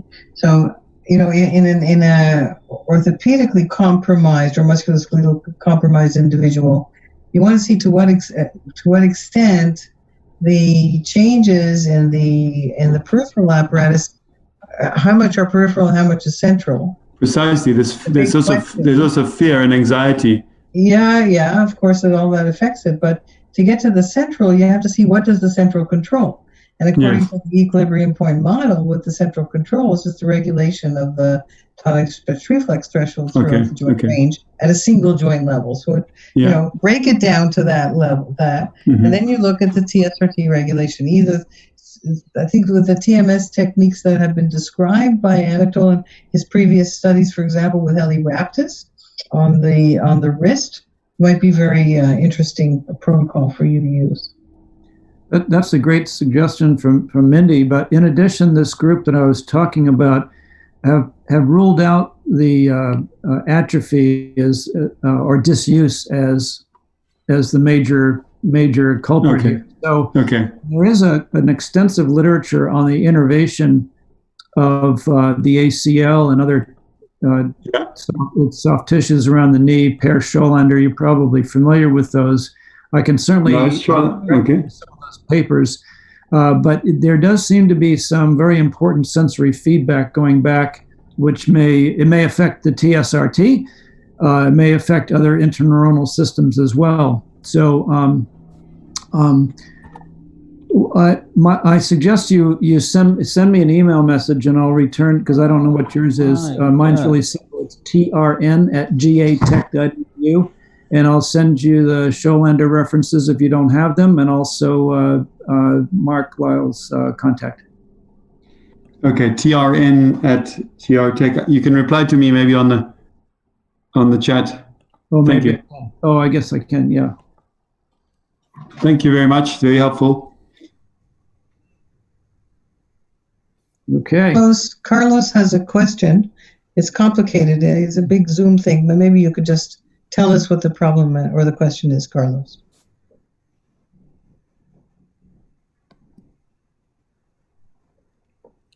Carlos? Okay.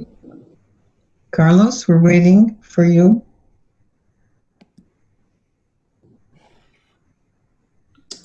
Carlos is here. Okay. I think it's the same question that we had on Louis, one of Louis' slides. It's about co-contraction at the biceps triceps versus co-contraction at the more proximal muscles like deltoids. Which again, it's a copy of that question. Okay. I think it's tough to answer unless we know small details about how the experiment was run. Is this question from Carlos, who we see? on the I don't Zoom? know. It's my guess. Perhaps Yeah, a I think different so. Carlos. Oh, Carlos, maybe. could you give us some more information about your question?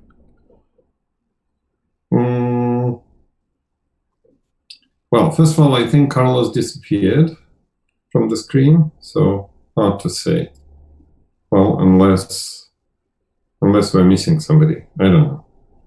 Okay, that seems to be gone. Okay.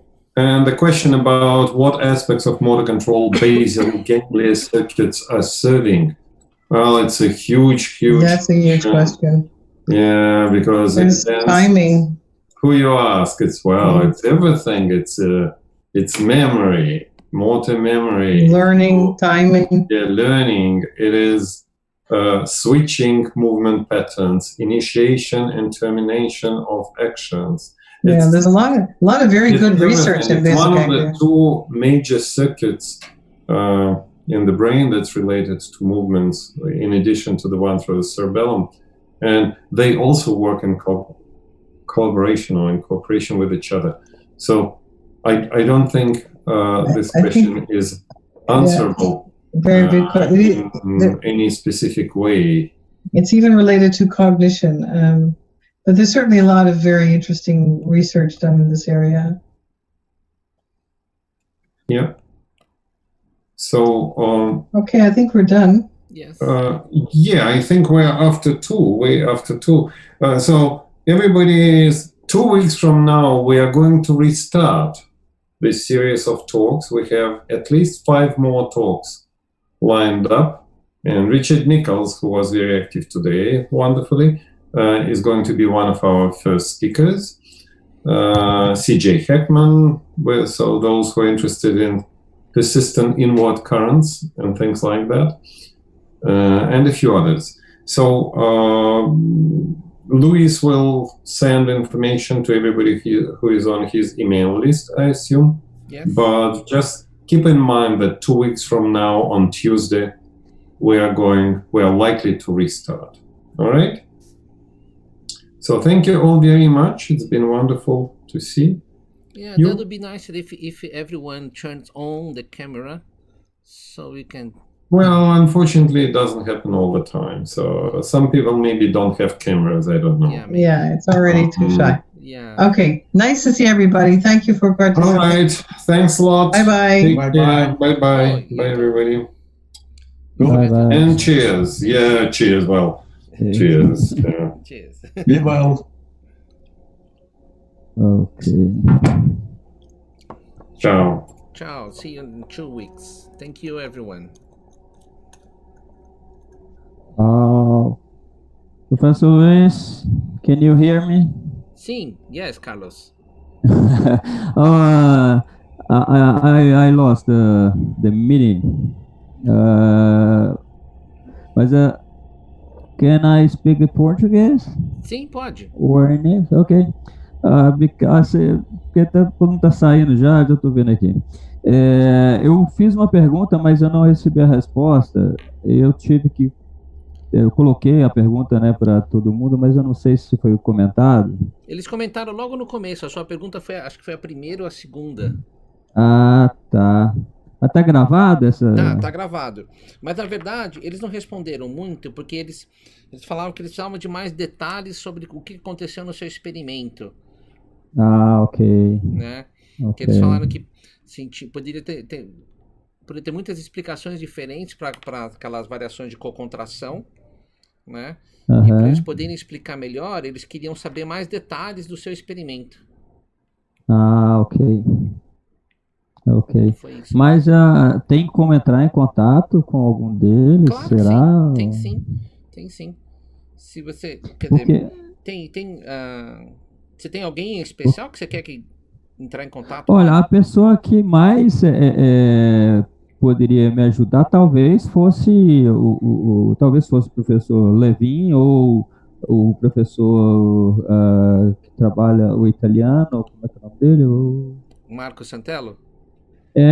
Ou até mesmo o próprio professor Smith, né? Que talvez seja um deles. Tá. Então, o que eles falaram, né? Você até pode ver acho que tá gravado no vídeo, tá logo no começo.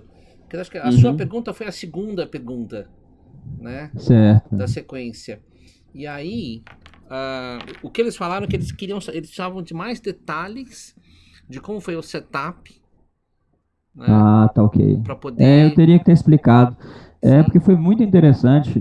O senhor tá pode discutir um minutinho aí? Claro, posso sim. Claro que posso. Ah, tá. É porque esse estudo, nós montamos uma tarefa de interceptação alvo móvel, né? Tá. Então, nós temos um efetor que é físico. Sim. E ele está sincronizado com uma tarefa virtual. E o alvo, ele se movimenta da direita para a esquerda com uma mesma velocidade. Tá. 145 centímetros por segundo. Né? Uhum.